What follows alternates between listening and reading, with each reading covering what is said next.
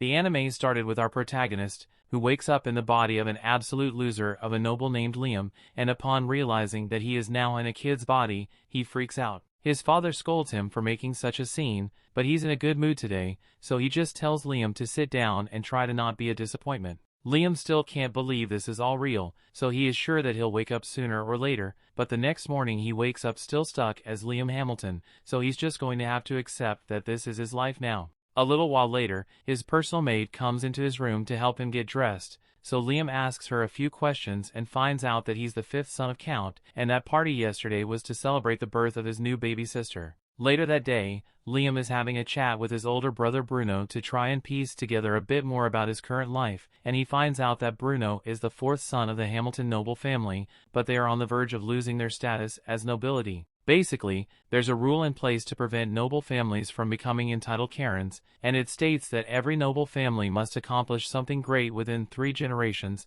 otherwise they will be stripped of their status as a nobility and get demoted to commoner. As it turns out, the Hamilton family is currently on its 3rd generation without any major accomplishments, which is why their father and the oldest son, Albervid, are anxious to make some kind of contribution to society in order to maintain their status as nobility. Bruno, on the other hand, doesn't really care if he ends up becoming a commoner because he's just a chill guy who doesn't give a frick. Liam is surprised by how nonchalant Bruno is about the whole situation, but to be honest, he doesn't really care either. He literally got here yesterday, so he doesn't know what to do with his life in the first place. Just then, their lesson teacher arrives and announces that he will be beginning their magic lectures shortly, and as soon as Liam hears the word magic, he leaps out of his chair and asks if he really gets to learn how to use magic. Bruno was a bit surprised by Liam's enthusiasm, so he tells him that there are a bunch of grimoires down in the family storeroom, so he can go take a look if he wants. But Bruno warns him not to get his hopes up too high,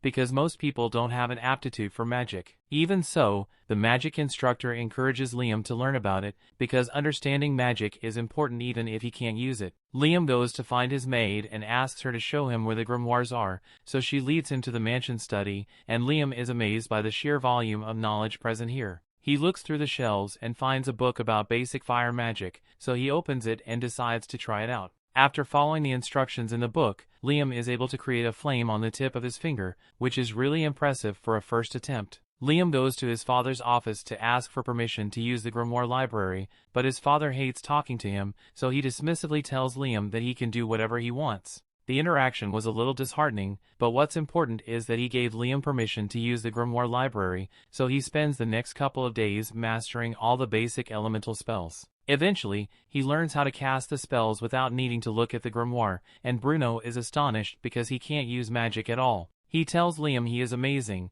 and soon enough he will be able to make a name for himself. However, Bruno is curious about Liam's motivations and asks him if he's trying so hard to learn magic because he wants to become the next family head. After all, that may make him a target for their elder brother. But Liam has no interest in the family politics of succession, he just thinks magic is cool. Since he has mastered all the novice spells, he decides to start learning ice magic. But while he is leaving the library, he gets called by his father. His father had heard about Liam's talent for magic, and even though he couldn't give a damn about Liam a couple of days ago, he is suddenly really interested in him. He asks for a magic demonstration, so Liam shows him that he can cast magic without needing to open a grimoire, and the Count is elated because he might be able to use Liam to secure their family's position.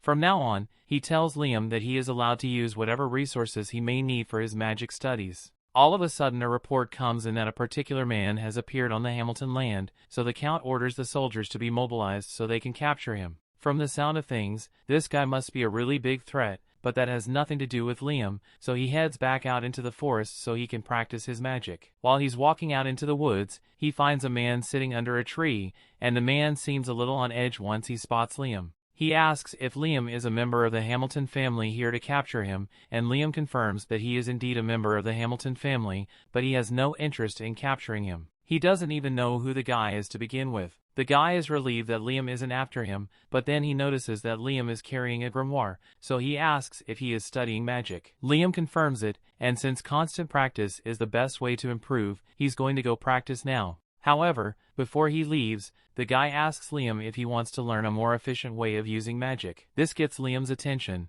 so he asks the man what he is talking about, and the man shows him a technique that allows him to use 5 different types of magic at once. Liam is extremely impressed, so the guy asks if he wants to get a quick magic lesson, and Liam says he would love to. The guy is honestly surprised that Liam is being so polite since nobles are known to be quite the arrogant bunch. But Liam is different, mostly because he just reincarnated here recently. Well, anyway, in Liam's first lesson, the man asks him to try drawing 2 diagrams on the ground at the same time. Liam does as he is told, and he turns out to be pretty good at it, so the next step should be hard for him in a master. He now tells Liam to try using 2 different spells at the same time, so Liam attempts it with a flame cutter on his right hand and a fireball on his left. After visualizing the spells, Liam is able to simultaneously cast them on his first try, and the man is truly amazed because it is extremely rare for one to be able to use this technique, let alone on their first attempt. He encourages Liam to keep going and tells him to try using 3 spells at once instead of 2, so Liam gives it a try and it seems to be working at first, but then his magic suddenly fizzles out, so Liam gets disappointed. However, the man assures him that he performed the technique properly, so the only reason the magic died out was because he doesn't have enough magic power in his body right now to sustain it. Casting multiple spells at once consumes an insane amount of magic power, so Liam just needs to learn to control his magic a little more so he will be able to maintain the simulcast. For now, the man is going to give him a little lesson about the nature of the techniques, so he asks Liam to sit on the ground while he makes an illustration in the dirt. These are prime numbers, and the man explains that the multi-spell casting technique only works with prime numbers. He has no idea why it works that way though. Basically you can cast 1 to 2 and 3 spells at once, but if you try to cast 4 at once, it won't work no matter what you try. Right now, the man has a limit of 13 spells at once, which is unbelievably impressive, but honestly he has enough magic power that he can easily go up to 16. However, due to the prime number rule, he can't activate any higher simulcasting until his magic power can accommodate 17 spells. Liam is currently 12, so the man is confident that with a solid training routine,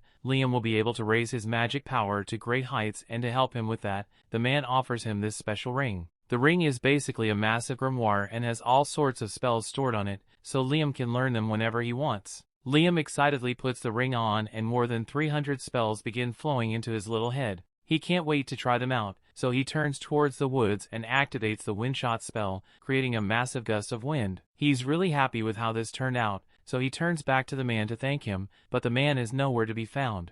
Just then, Liam's mage shows up and warns him that it's dangerous to be out in the woods alone right now. Apparently there's a suspicious man on the loose, so she tells him to be careful about talking to strangers. But that aside, she came here to give him a grimoire his father wants him to have, so she hands him the book and walks off to return to the mansion. The man then reappears behind Liam, and so Liam asks him where he went to a second ago, but he tells him that he never actually left. He was just using invisibility magic to stay hidden since he can't let anyone find him here. That aside, that's a really interesting grimoire Liam just got, so the man offers to show him a neat trick. He tells Liam to open the grimoire and try summoning a spirit while wearing the ring he gave him, and when he summons a fire spirit, it gets absorbed into the ring. He does the same with all the other elemental spirits so he can ask for their help later. But by the time he's done, he realizes that the man is gone and this time he won't be coming back. Before he left, he wrote a message for Liam in the dirt and told him, keep training your magic and you will surely become a great mage in the future.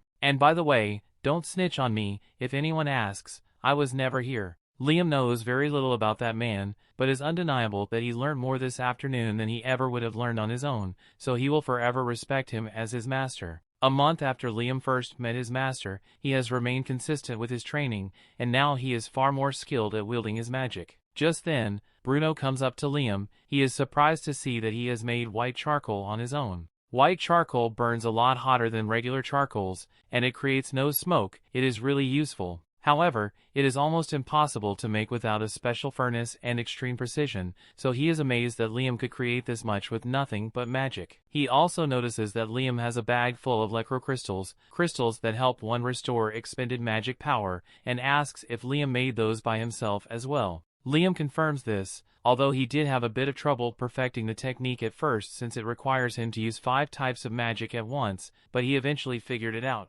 Bruno is glad to see that his little brother is so talented, because that means he will probably be fine on his own. As for Bruno, he's getting married soon, so he won't be around anymore. Liam is shocked since this is the first time he's hearing about any marriage, but Bruno explains that he is marrying into a low-ranking noble family. They have less money than the Hamilton family, but you will have more freedom there, so he's happy with the arrangement. Liam doesn't know how to feel about this, but he says he's happy for Bruno, and before Bruno leaves, he wants to give Liam some advice. He tells him that their father wanted a daughter so he could marry her off to the royal family and secure the Hamilton family's position as nobility. However, Liam turned out to be a boy, so he deemed Liam a failure back then and decided to try again for a daughter. However, in the meantime, he grew increasingly anxious about their family's position, so in a desperate attempt to achieve something, he sent out a force of 1,000 men out to go slay a monster that had been sealed away in the forest. However, that plan failed miserably, resulting in the loss of over 90% of the forces. Their father is still trying to gain an achievement for the Hamilton family, but personally, Bruno thinks the family is cooks, so he wants Liam to think about a way to live independently. Liam decides to take Bruno's advice about independence, so he decides to sell his products to make some money of his own. This works out great for him since the white charcoal is a valuable commodity and fetches a decent price, but he needs something a little more profitable if he's going to make enough money to live on his own. Since he's in town already, Liam decides to take a break at a noodle shop and asks for a bowl of ramen. The shop lady prepared one bowl for him and Liam absolutely loves the taste, and so do a lot of people in town. But all the noodles here have to be made from scratch and don't last very long, so Liam comes up with a great idea to make some extra profit. After a little tinkering, he goes to see his maid and the head chef while they are making dinner and asks them to taste his latest invention. He puts a block of noodles in a bowl and tells them that all they need to do is pour hot water over it, and after they do so, it turns into a delicious bowl of noodles. Liam used his spirits to cook and dehydrate the noodles, so now they'll last for a really long time and can be prepared almost instantly. He is sure his invention will be widely loved, so he rushes to the merchant guild to sell it. But to his disappointment, the merchant tells him he can't distribute Liam's product for him since he is only the fifth son of the Hamilton family. As such, he will need written permission from his father or his eldest brother, Albervit, to sell any original goods in this land. Liam doubts he can get permission without having to hand over the profits as well, so he used up for now and leaves. And once he is gone, we find out that Albervit was the one who told the merchant to deny Liam's request. He can't stand the idea that his little brother is more successful than him, so he's going to do whatever it takes to stop him from succeeding. However, while Liam may not be aware of his brother's grudge against him, he's going to sell his products no matter what it takes, so he decides to take some drastic measures. First, he loads a bunch of his products into an item box he created with the man's ring, and afterwards he begins casting summoning magic. But this time, instead of summoning a spirit, he intends to use it to summon himself. Initially,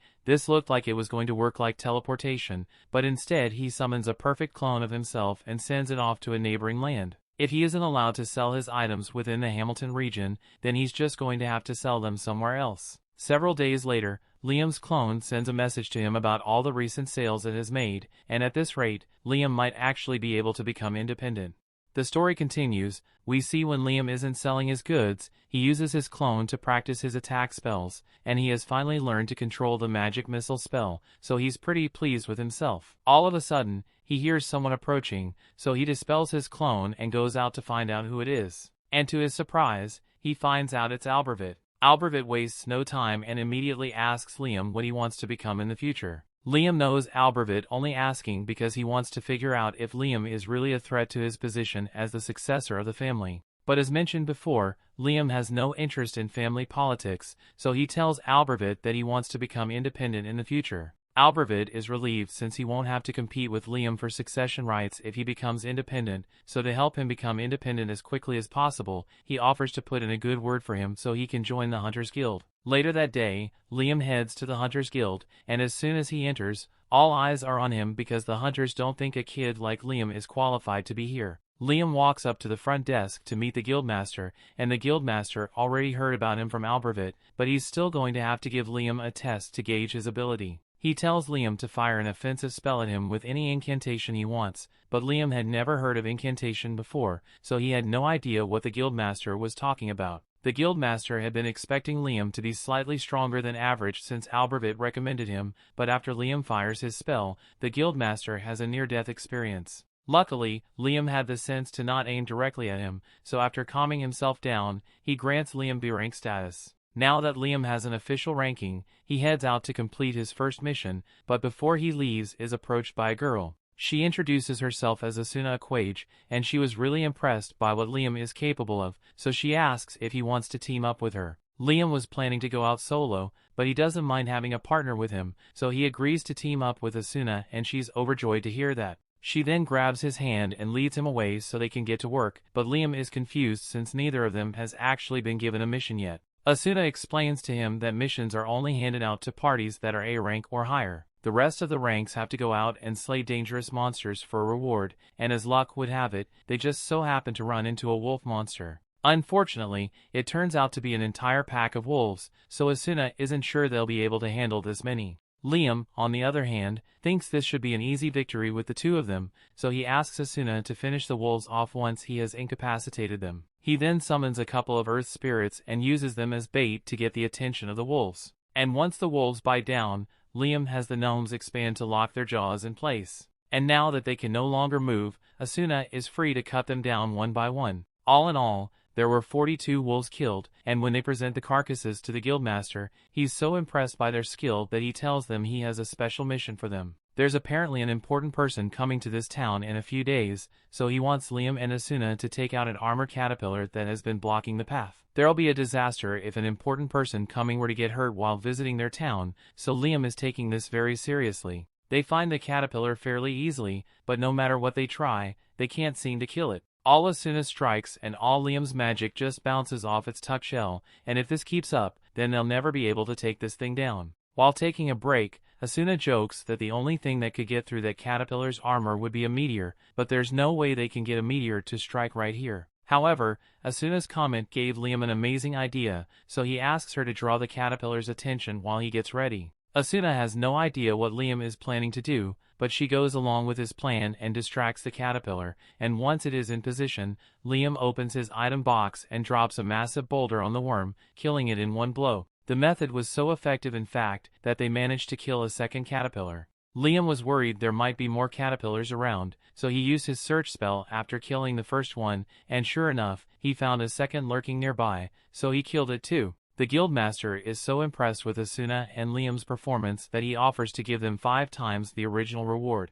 And a couple days later, when the important person is set to arrive, Liam, Asuna and a lot of the townspeople wait outside to see who it is. Liam's father and Albervid are there as well to greet their guest. But for some reason, the man seems to have taken an interest in Liam. A lot of stuff happens and James ends up calling a meeting with Liam, but Liam has no idea why. The man introduces himself as James Stanley, and he wants to get straight to the point, so he asks Liam how he got Raymond's ring. He thinks Liam must have stolen it, but Liam gets up and yells that he would never do such a thing to his master. He explains the whole encounter he had with that man in the forest, and after hearing the whole story, Stanley finds it really amusing, since that sounds exactly like something Raymond would do. He apologizes for accusing Liam of theft, since he hadn't realized Raymond took on a student, but since he's here anyway, he wants to see how strong Raymond's student really is. He tells his assistant Simone to go stand over in the corner and asks Liam to fire his most powerful spell at Simone. Liam agrees to the test,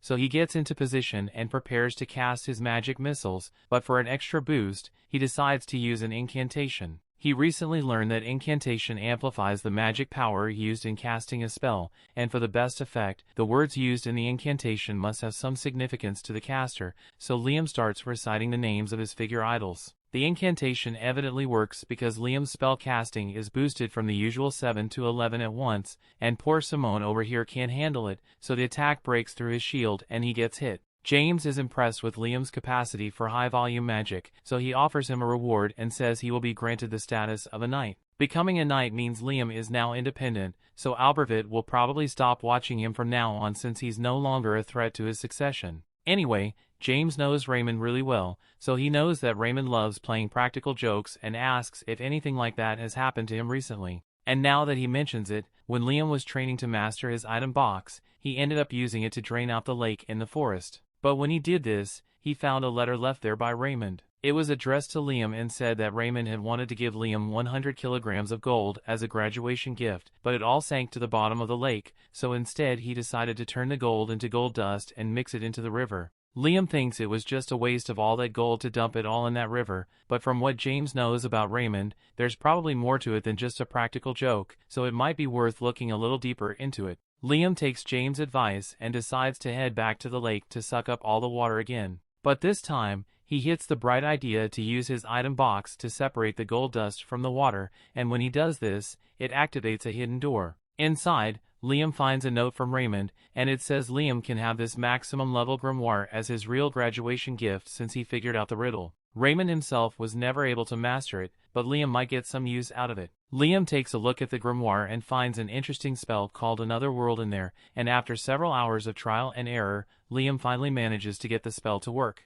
The Another World spell creates a separate dimension which Liam has full control over, so he can open a gateway anywhere, and no one can enter without his permission. Liam is overjoyed by all the amazing things he could do with this spell, so as soon as he has the chance, he goes out hunting with Asuna again. They are up against a massive frog this time, so Liam first tries using his fire spirits to attack it, but that wasn't enough to kill a frog. In retaliation, the frog begins charging up its ultimate attack, so just before they get hit, Liam pulls Asuna into his pocket dimension. Thanks to this, both of them remain safe from the frog's electrocution, and once the frog finally runs out of energy, they finish it off. A little while later, they return to the guild with the frog's magic stone, and the guildmaster can hardly believe that they managed to pull it off. That quest was A rank, so he at least expected them to struggle a little, but it looks like it was barely a challenge for Liam. Asuna gets upset at the guildmaster because he keeps referring to Liam alone, even though she fought alongside him. The guildmaster apologizes, but since Liam kind of did everything,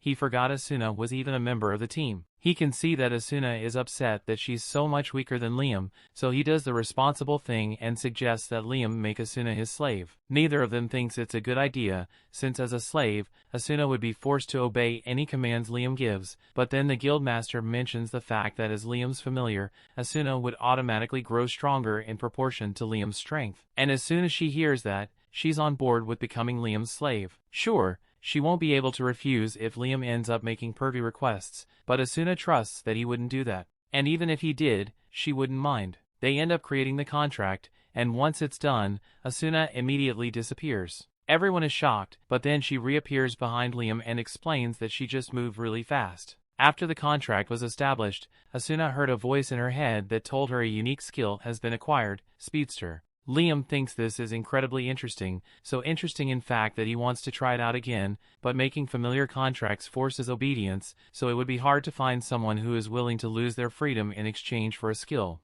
Fortunately, Asuna knows someone who'd be perfect for it. They go to see Asuna's friend, Jody, and explain the whole situation to her. Jody's got nothing better to do right now, so she agrees to become Liam's familiar, and after the contract is formed, everyone asks her if she unlocked a unique skill as well. But rather than tell them what it is, Jody walks out of the guild and returns with 2 sandwiches. She then gives one of the sandwiches to a guy with a broken hand, and the second he eats it, his arm recovers. Jody explains that her unique skill allows her to heal people with the food she makes. Several days later, Liam is meeting with James again, and he informs Liam that Princess Scarlet is coming to visit him. Liam doesn't understand why the princess would come all the way here for someone like him, but James reminds Liam that he completed an A-rank quest and can cast up to 11 spells at once. Plus, he can grant people unique skills by becoming their master. The princess is particularly interested in seeing Liam demonstrate the abilities of his slaves, but Liam firmly refuses to do such a thing.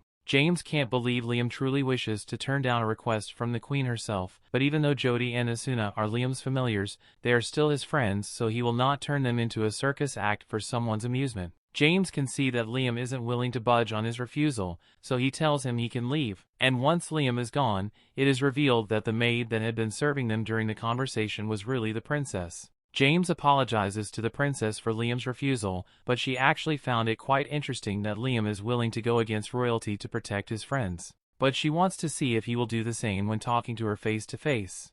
The story continues. We see the next day, Liam is summoned to meet Princess Scarlet, and this time she's not in disguise, so Liam will have to be careful about how he responds to her. Liam enters her palace and kneels before her, but Scarlet wants to get down to business, so she calls for a seat to be brought for Liam, and mentions that she had heard about him defeating an armored caterpillar and a giant frog. In particular, she's really impressed that he was able to kill a frog without using any high-level magic, because this is the first time anyone has managed to pull that off. However, she is even more interested in Liam's familiars, so she asked him to show her what they can do. Liam can tell that she's trying to use her authority to force him to obey, but he can't accept her request. Scarlet asks him if he really intends to refuse a direct request from a noble, but regardless of what the consequences may be, Liam remains firm on his answer and absolutely refuses to turn his friends into a circus act. He was fully prepared to face Scarlet's wrath for refusing her, but to his surprise, she bursts out in laughter. Liam is the first person she has met who stays true to their morals even in the face of higher authority,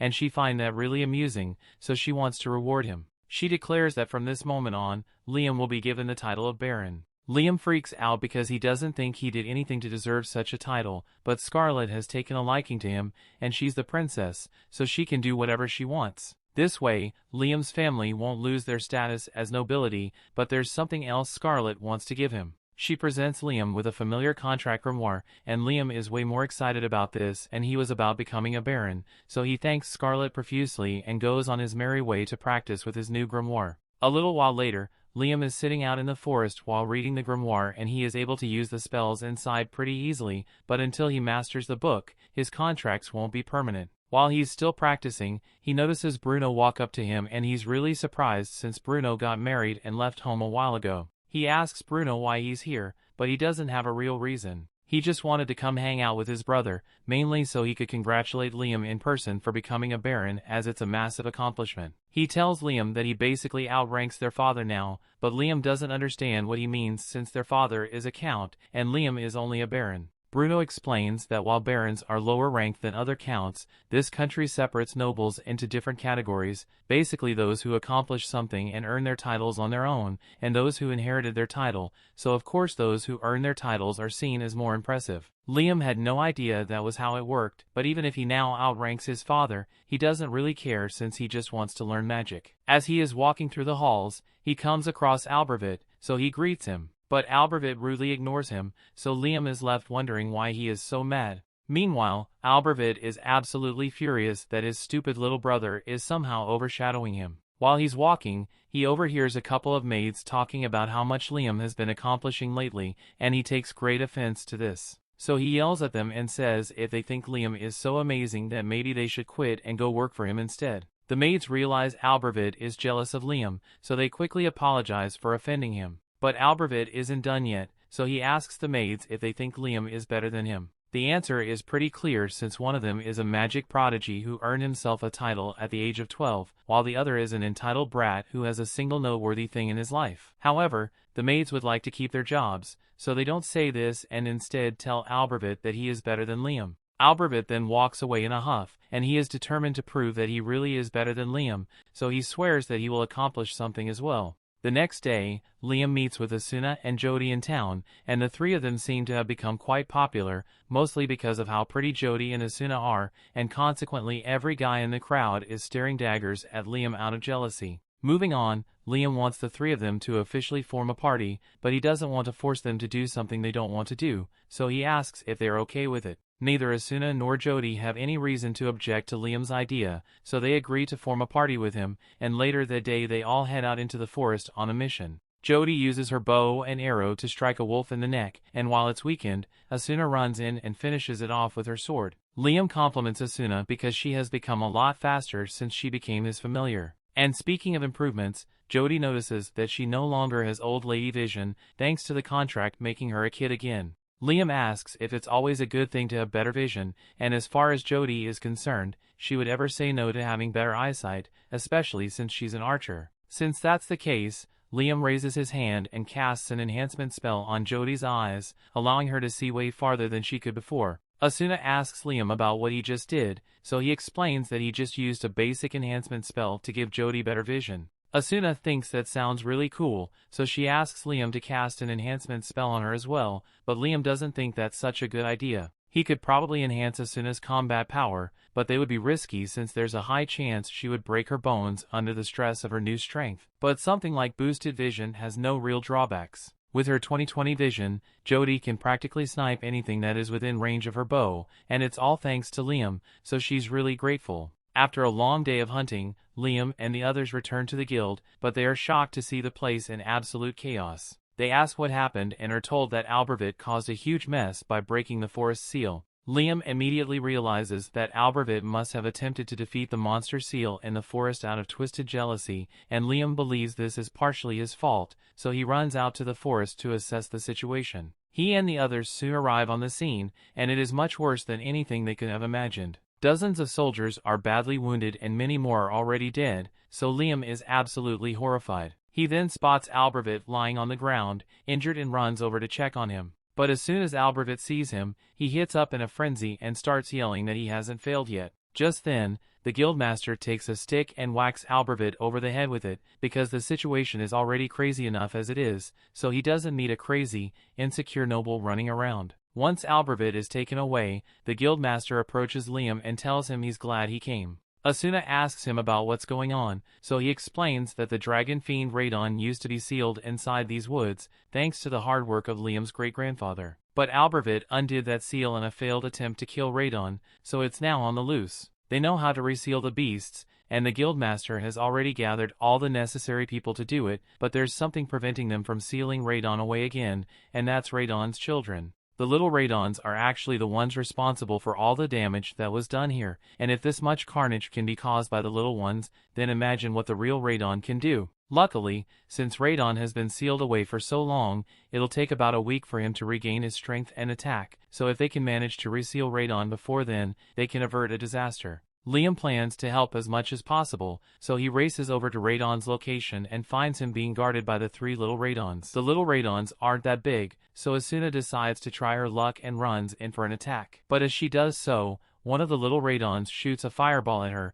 and although she manages to dodge it, the tree behind her gets completely vaporized. Liam then tries using his magic missiles to attack, but the Radons use their fireballs to counter, so Liam doesn't know what to do anymore. His strongest attack spell did not affect them, but he still has one more trick he could try, so he orders Asuna to take Jody and run. The Radons all charge at Liam, but before they could get to him, he opens his another world gate and lets them fall in, so they are all trapped inside. Now the guildmaster can't believe that Liam was able to defeat all 3 of the little Radons on their own, and neither can Liam, since that was a really close call. Now that the little Radons can't interfere anymore, the guildmaster calls for everyone to begin sealing Radon away again. While that's going on, Asuna and Jody return to Liam's side and he's relieved that they're all right. They ask him about the spell he used to defeat the little Radons, so Liam explains that it's a spell that creates a separate dimension. He trapped the little Radons in there, but there's no risk of them escaping since at his current level of mastery, whenever he closes the gate,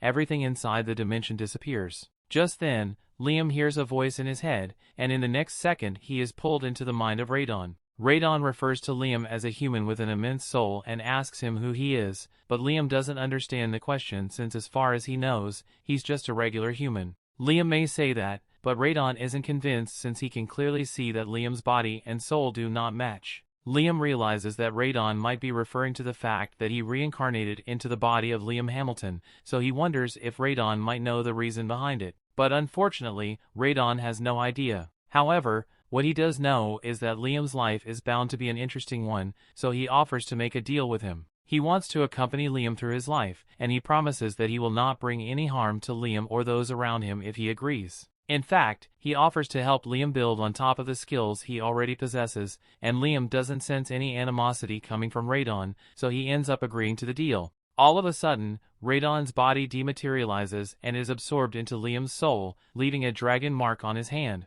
Liam can feel the power of Radon flowing through his body, so he decides to do a little test run and fires his magic missile into the sky. To his surprise, he is now able to control and fire 17 spells at the same time. It must be thanks to the power boost Radon granted him, but using Radon's power seems to have some negative side effects, since everyone around Liam begins to suffer headaches from being exposed to such dense mana. Liam notices everyone struggling and realizes his mana is the cause, so he suppresses it and apologizes for acting so thoughtlessly. As his way of showing his sincerity, he offers the guildmaster 10 kilograms worth of gold dust and tells him to use it to pay for the treatment of those who were badly injured in this fight. Later that night, Liam has a meeting with his father, and his father is really grateful for what Liam did, since it prevented a great disaster from being caused by Albervit's short-sightedness. He also heard that James is still in town, so word of Liam's great accomplishment should reach the royal capital soon enough. That night, Liam goes to bed, but by the time he wakes up the next morning, he realizes that 2 new spells just spawned in his head. He rushes outside so he can test out the spells. With several hours of practice, he is finally able to use one of them and summons a little radon. With a little more practice, Liam will be able to make the little radon useful for combat, but as of now, it's pretty much just a cute pet. While Liam is playing with the little radon, Princess Scarlet happens to walk up behind him, and she recognizes the magic Liam just used as holy magic. She already knew Liam was impressive, but to think he would be capable of using holy magic at such a young age. Anyway, that's not why Scarlet is here today. She is here to give Liam his reward for defeating the Dragon Fiend. She personally wanted to grant him a higher title of nobility, but the other nobles were really opposed to the idea of a landless child being promoted so frequently. So instead, she decides to give him the Order of the Phoenix 3rd class. While she's here, she also wants to hear about how Liam managed to defeat the dragon, since depending on the details, she may have to declare him as their country's hero. However, the princess is completely horrified upon learning that Liam absorbed the Dragon Fiend. She thinks this means she was totally wrong about him. But then again, she did just see him use holy magic, so maybe not. In any case, she tells Liam to keep that detail secret no matter what, and the next day, Liam receives a chest filled with 3,000 gold coins as hush money. He doesn't understand why the princess wants him to stay quiet so badly, but he's just going to have to go along with it. However, even though he already got his hush money from the princess, James grew suspicious and called for a meeting to ask Liam what happened. Liam tries to deny anything special happened, but for the princess to pay him so much hush money, it must have been a massive secret. So he interrogates Liam a little, and eventually ends up cracking and reveals that he can use holy magic. He demonstrates one of the spells that he can use and informs James that this spell allows him to get rid of all negative status effects, including petrification and poison. He believes this is incredible, but its power is to be expected since holy magic is considered an act of God. He asks Liam if he knows anything about the War of the Three Dragons, and Liam doesn't, so he begins explaining the story to him. Long ago, there was a battle between 3 great dragons that lasted until only one stood victorious. It is said that the dragon's victory was largely due to its use of holy magic, and after that, the dragon supposedly joined a human, and its magic was used to found this kingdom. When James says join, the first thing that pops into Liam's head is that the dragon and the human got married and had children, but that's not the case. James points out that Liam is a prime example of what it looks like to join a dragon. And now that he thinks about it, radon did enter his body, so the two of them are technically joined. James tells Liam that he's basically recreating the legend of this nation's founding, but as amazing as that is, there are more pressing matters to discuss. The Hamilton family's noble status came from the achievement of their grandfather sealing away a dragon fiend. But it turns out that radon was not a dragon fiend in the first place, but rather the nation's founding dragon, so Liam's family wrongfully sealed this nation's founder. If this information gets out, the Hamilton family's status as an ability would almost certainly be dissolved, and Liam doesn't want that since he knows how desperate his father and Albervid are to maintain their status. But there's something that James is even more concerned about, since there's a chance that Radon is angry about being sealed away, so he may be plotting his revenge against their nation. However, Liam has a little chat with Radon in his head, and Radon says he has no intention of retaliating against the humans, so all he is interested in is watching Liam develop. James says this is terrific news, and it wouldn't be a stretch to say that Liam is the savior of the kingdom for being able to grab the attention of Radon. A little while later, Liam arrives at the guild, but before he could enter, the girls drag him away. Liam has no idea what's going on, so when they get a good distance away from the guild, he asks them what's going on. They explained that the guild was filled to the brim with people who were trying to join his party after hearing that Liam defeated a dragon fiend, and they all kept begging the Asuna and Jody to convince him. The two of them wrote a list of all prospective applicants, and honestly, none of these adventurers are particularly impressive, but Liam is the party leader, so the decision is up to him. After that, Liam decides to head back to his house to read through the list, but as soon as he walks through the door, one of the maids says she has something to show him. These are all requests from the girls of various noble families because they want to become Liam's wife. Liam had kind of expected this to happen since he's popular now, but this many is more than he's prepared to handle. Even his brother is bringing him a letter at this point, but thankfully he's not the one trying to marry Liam.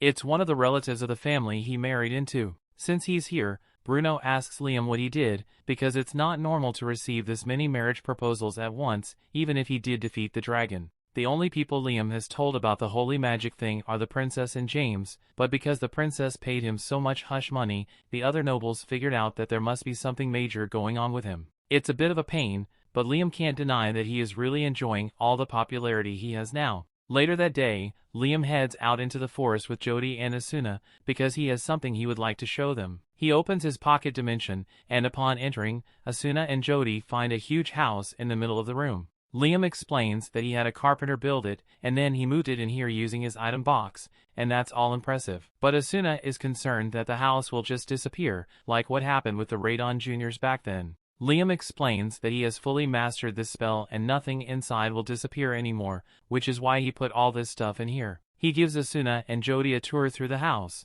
and they are both enjoying themselves. But Jody brings up the fact that this place is constantly bright, so it would be hard to go to sleep there. Liam comes up with an idea and decides to summon a shade spirit to darken the area. And while it does work, it works a little too well because the entire place is pitch black now. Liam tries to brighten it up a bit by having a fire spirit like the fireplace, but this still looks too much like a horror movie setting, so he asks the shade if it can control the level of darkness it creates. Unfortunately, the shade is low level, so it doesn't have control over its darkness, and although a mid-level shade would be able to do it, Liam hasn't learned the spell to summon one yet. Asuna thinks it's a real shame that the low-level shade can't just become a mid-level one, but that's when Liam remembers that his familiar contracts level people up, so he forms a contract with the shade, and it indeed levels up. The shade thanks Liam for forming a contract with it, and since it is now mid-level, it limits the level of darkness in the area to make it look like nighttime. He then tells Liam that he can call on him anytime, but Liam isn't sure he'll be able to summon the shade anymore since he doesn't know how to use mid-level spirit magic. However, the shade points out that Liam is wearing a magic storage ring, so he should be able to use it to absorb and summon him whenever he wants. Liam hadn't thought of that, so he tried it, and the ring really does absorb the mid-level shade. He then does the same thing with all of his other spirits and levels them up before storing them in his ring. So Liam now basically has a mid-level summoning grimoire of his own. The next day, Liam heads out into the forest at Radon's request, and once he gets to the designated spot, Radon asks him to summon one of the Radon Juniors. Liam summons it, and the Radon Juniors create an opening in a barrier that reveals dozens of pixies that have been hidden in the forest. As soon as the pixies realize that Liam is a human, they all start flying away so they don't get hurt. Liam tries to calm them down by explaining that he isn't their enemy. He tells them that Radon is the one who told him to come here, and after hearing Radon's name, the fairies seem to trust him a little more. Pixie wings are valuable ingredient items and potions, so humans almost hunted them into extinction at one point. That's why Radon took it upon himself to protect them by creating a barrier in the forest. However, since he's now living inside Liam, he can't maintain the barrier anymore, so he wants Liam to protect the pixies in his place. To do this, Liam first wants to form familiar contracts with all the pixies, so he asks them if they're okay with that. The pixies trust Liam since he is working on behalf of Radon, and since he's going to be forming contracts with them, Radon asks Liam to give them names as well, since naming things gives additional power to human magic. Liam forms a contract and decides to name the first pixie, Reyna. However, to his surprise, once the contract is completed, Reyna is transformed from a pixie to an elf. Radon thinks it's interesting that the pixies evolved into elves, but he isn't that surprised by it. However, Liam is totally confused and has no idea how this could have possibly happened. Radon explains that by forming a magic contract and naming the pixie at the same time, the magic power from both actions resonated and created a stronger response than normal, which is why the pixie evolved so much. From now on, Radon says it would be best if Liam named every familiar that he forms contracts with.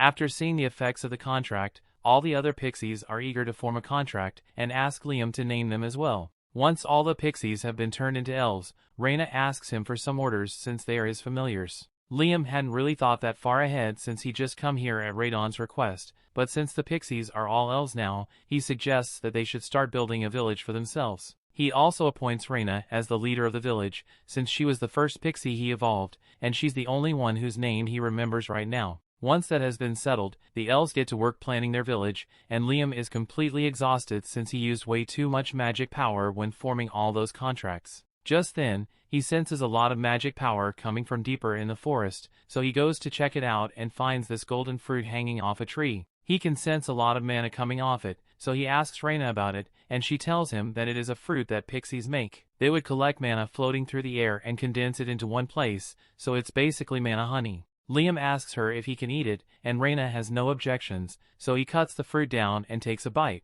And when he does, not only is his magic power restored, but his overall magic capacity is increased as well, so he can now cast 19 spells without a chant. The next day, Liam comes back to the village to check on how things are going, and Reyna comes out to greet him, but she has some bad news. Even though he told them to build a village for themselves, they don't actually know how to build houses, so this is the best they could do. Liam figured something like this might happen, so he's prepared to teach them how to build homes for themselves. However, his lesson is interrupted when they hear one of the elves scream for help. Bandits happen to make their way into the forest, and as soon as they spotted an elf, they decided to kidnap and sell her off for money. Liam obviously isn't going to let that happen, so he demands that the bandits release Susie at once. But bandits are bandits, so they don't listen and instead try to attack him. Liam summons a clone and uses it to launch a simultaneous attack on the bandits and knock them out. While he may have saved Susie, he now realizes that this forest is far too dangerous for a group of elves to live, so he intends to move them somewhere else. He wants to put them in his pocket dimension for now, but he's not sure they'll all fit since the space isn't that big. However, when he takes a look inside, he realizes that it's gotten a lot bigger since the last time he saw it. It's probably because of that pixie honey that he ate yesterday, and thus works out great for him, so he tells all the pixies to get inside so he can take them to a safe place. A little while later, Liam has returned to his land and opens his pocket dimension for the elves to come out, and they are shocked to realize that they are in an entirely different area now. Liam tells them that he brought them to his land so they won't have to worry about being attacked anymore, and while the elves are grateful, they are even more amazed that Liam was able to transport all of them here with a single spell. They all bow down to ask Liam to become their king, and if he agrees to rule them, they swear to do whatever he asks. Liam feels the need to protect them, so he agrees to become their ruler, but he asks them not to call him a king because he doesn't want to have to deal with the politics of that. Anyway, since he's their leader, he has to find land for them to live on.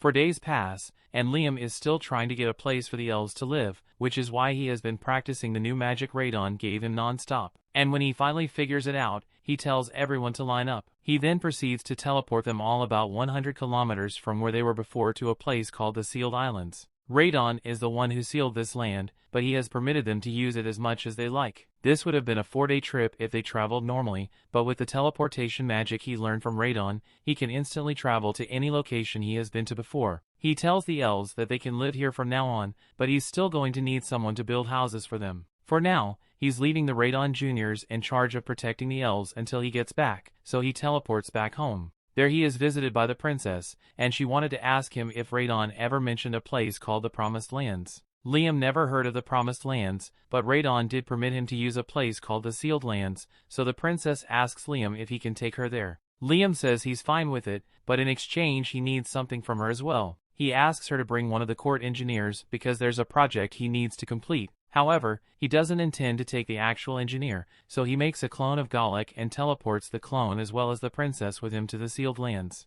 Upon arrival, the princess is certain that this must be the Promised Lands, so she recounts the legend that says that humanity's salvation lies in the Promised Lands, and this ring is said to be the key. The ring has been in the royal family for generations, but it begins reacting to Liam, and as he touches it, a huge chunk of the land begins to float at his command, so the princess bows down to him and asks Liam to form a nation here for the sake of humanity. Liam really doesn't want to do it, but the princess pledges her loyalty and all her resources to help make it happen, so he has no choice. The story continues. We see under the instructions of the Galek clone, the elves have been making steady progress on their village, and while they are doing that, Liam works on taking down all the monsters that roam this land with his magic. After he finally takes down a giant turtle, Liam notices Princess Scarlet standing behind him. Scarlet apologizes for staring, but she was just so mesmerized by her master's outstanding magic power. Liam still isn't comfortable with this whole master-servant relationship Scarlet wants, so he tells her she doesn't have to serve him after all. Her status as second princess of the kingdom far outranks Liam. However, Scarlet is doing this because she wants to. Her family has dragon blood flowing through their veins, which is why the women in her family are usually married off to build ties with other nations. That's why she would much rather serve under the dragon god, Radon, than remain the princess of the kingdom. After seeing how devoted Scarlet really is, Radon takes a liking to her and tells her to walk 1 kilometer to the north because there's something there that she might like. She and Liam follow Radon's directions, and in the middle of the forest they find the entrance to some ancient ruins. They head inside, and there they discover this metal dragon sitting in the middle of the room. As they approach, the dragon wakes up and it looks like it's about to attack, so Liam asks Radon what's going on. Radon explains that this thing is one of the guards he created, and it's definitely going to attack them, but if Liam can take out one of the ancient letters on his forehead, it'll become an obedient pet. That seems easy enough, so Liam teleports up to the dragon's forehead, and with a holy lance, he manages to pierce one of the letters, deactivating the dragon's defense mode. The dragon then reacts to the dragon blood flowing through Scarlet's body and decides to listen to her, so Scarlet happily accepts the dragon guard, but when Liam says he wants to return to the surface, Scarlet says she's going to wait here for a while since she doesn't want to leave her dragon alone until it is fully recovered from the wound Liam's attack caused. Liam still can't get used to the idea of having someone as important as Scarlet serves him, but Radon suggests that Liam just needs to become someone equally as important. That way it wouldn't be awkward anymore, but it's definitely easier said than done. Just then, Liam notices a disturbance coming from the direction of the village the elves are building, so he teleports over to see what's going on, and to his horror, he finds the village in complete ruin. The elves tell them that this was caused by some wolfmen that attacked all of a sudden, and speaking of wolfmen, they show back up and begin demanding that the intruders leave this holy land immediately. Liam can tell that the wolfmen have mistaken them for intruders, so he tries explaining that they were given permission to stay here, but before he could say anything, the wolfman proceeds to attack him, so Liam is forced to teleport out of the way and defend himself with a little magic. The wolfman still seems determined to kick Liam and his friends out of this holy land, but then Liam pulls out a Radon Jr., proving that he's affiliated with Radon. The wolfman now realizes his mistake and sincerely apologizes for destroying the village, but the elves say it's fine since the wolves were just doing their duty. Since they serve Radon, the girls suggest that the wolfman should become Liam's familiars as well. The leader of the wolfman thinks it's a good idea, so they agree to become Liam's familiar, and Liam has no reason to refuse, so he creates a contract with the leader, naming her Chris. The next day, Liam returns to the village to see how things are going, and with the addition of Chris and all the other wolfmen, progress on the village has been going a lot quicker. As soon as Chris sees Liam, she jumps up to give him a hug, and when he asks how the construction has been going, Chris points in that direction and says they are still rebuilding one of the homes they destroyed yesterday. Once again, she sincerely apologizes for acting so rashly yesterday, but Liam says it's fine as long as the wolfman can help repair the homes. Although, things would definitely go a lot faster if Liam could just use magic to repair the homes instead, but there's no spell for that in the ring. Radon tells him he can just create a repair spell for himself if it doesn't already exist. Liam had no idea it was possible for him to just create his own spells, so Radon explains that all he needs to do is clearly imagine every step of the process of what he's trying to accomplish, and once he has done that, he casts the spell on a piece of wood and asks Chris to smash it for him. Chris does as instructed, but to her surprise, right after smashing it, the piece of wood repairs itself as good as new. Liam explains that this is the effect of the spell he just came up with. Keep memory, it allows inanimate objects to maintain a particular state no matter what, so if he uses this on the homes, no matter what happens, the buildings will stay standing. After getting the hang of this spell creation thing, Liam begins experimenting with all kinds of spells and ends up creating explosive magic missiles. He intends to continue inventing more spells, but all of a sudden he gets called because there's an emergency. Humans have invaded the land and are hunting down some pixies that live here. This is really serious, so Liam rushes out to investigate and discovers the intruders. He stands in their way and warns them to turn back because this is his nation. The men think Liam is just a stupid child, so they ignore him and continue moving, but then Liam fires a warning shot to make it clear that he is not messing around. The men don't take kindly to this, so instead of just turning around and leaving, they decide to attack, and they leave Liam with no choice but to take each and every one of them out. After all the soldiers have been taken care of, Liam returns to the village where Reyna thanks him for protecting the pixies. These pixies used to live in the forest, but they were attacked by the soldiers who were trying to capture them, so they fled here for safety. Liam tells the pixies they are all welcome to stay here for as long as they want, and he is even willing to form contracts with them. But there are a lot of pixies here, so Liam spends a lot of time naming them, and he's starting to run out of names. The next day, Liam calls a meeting with the girls in his pocket dimension and shows them the helmet to ask if they know anything about it. Scarlet recognizes the crest on the helmet as that of Palta, and like the kingdoms of Jamiel and Quistador, Palta is a kingdom that borders the Promised Land. That can only mean that the men who attacked yesterday were likely Palta scouts, and if that serves as any indication, then scouts from Jamiel and Quistador will eventually start showing up as well. The three nations were once separated by the valley, but now that Radon's illusion barrier is no longer in place, it must be trying to claim the land for themselves. Scarlet thinks that the only way to permanently stop anyone from taking over the Promised Lands is for Liam to form a nation here, and Liam agrees. So Scarlet begins listing the things he will need to form a nation. He needs land, people, and power, and Liam clearly already has land.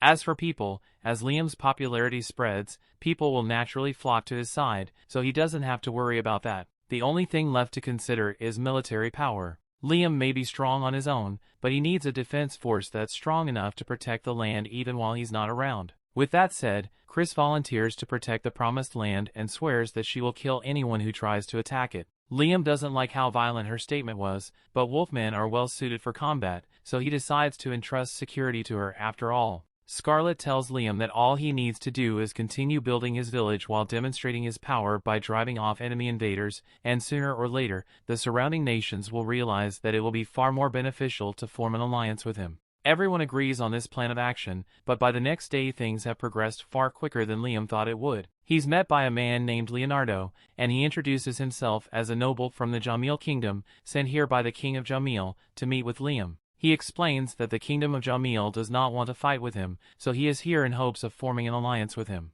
And if Liam agrees, the king of Jamil is willing to offer Liam Princess Scarlet's hand in marriage. Liam is a little suspicious since he hasn't done anything to warrant such an offer yet.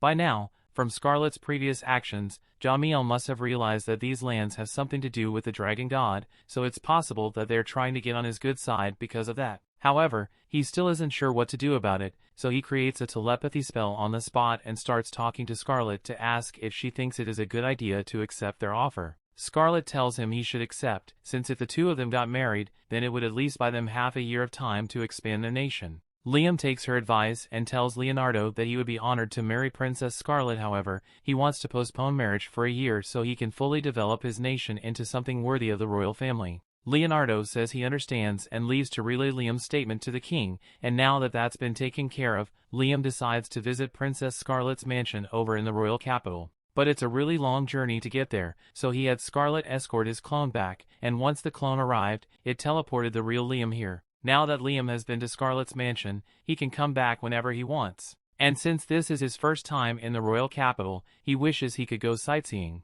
But since he is now the ruler of another nation, Liam needs to keep a low profile while he's here. Scarlet invites him inside to have some tea, but before Liam gets inside, he feels some of Radon's energy radiating from this place, so he asks Scarlet if there's anything inside that could possibly be traced back to Radon. As a matter of fact, there's something that fits that description, so Scarlet leads Liam to her mansion's cathedral, where a statue of Radon has been preserved. His statue has been passed down through Scarlet's maternal family for generations, but Radon had no idea this thing was still around since he had forgotten about it millennia ago. He tells Liam to go up to it and cast an all-clear spell, and when Liam does so, the statue begins to glow before being transferred onto Scarlet's body. Scarlet looks at herself and realizes she is now coated in strong-looking armor, and for some reason she can feel immense power flowing through her body, so she attempts to cast one of Liam's spells and launches a holy lance. She manages to complete the spell, but it leaves her completely exhausted since she had to deplete all her mana to do it. Even so, the fact that she actually managed to cast the spell is amazing since she never could have done that before. Radon explains that the armor Scarlet was just wearing was made to enhance the ability of those who wear it, and additionally grants them the ability to use some of Radon's holy spells. Although, Scarlet's body doesn't seem to be strong enough to handle the armor's full capabilities just yet. After all, this one is the golden armor, the strongest of all the armor sets that Radon created. Scarlet could probably handle some of the lower rank armors, but they were all lost in battle, so there's no chance of getting one for Scarlet. Liam doesn't think that will be a problem, since if Radon created the armor to begin with, then all Liam needs to do is recreate it so Scarlet's body can handle its power. Radon finds Liam's enthusiasm amusing, so he agrees to help him recreate the armor and tells him the first thing he will need is some high mithril. Liam asks Scarlet if she will be able to get some high mithril for the armor, and that shouldn't be a problem for her, so Liam gets to work right away. After a bit of hard work, Liam has finally created some armor that's suited to Scarlet, so he gives it to her and lets her try it out. First, she needs to form a contract with it, so Liam tells her to spill some of her blood on the statue, and after Scarlet does so her body is once again covered in magic armor. Only this time she is able to cast Radon's spells without collapsing. Radon is impressed that Liam was able to replicate his armor so easily, and since they are on the topic, Radon tells him about the most powerful set of armor he ever made, the Ruined Guardian.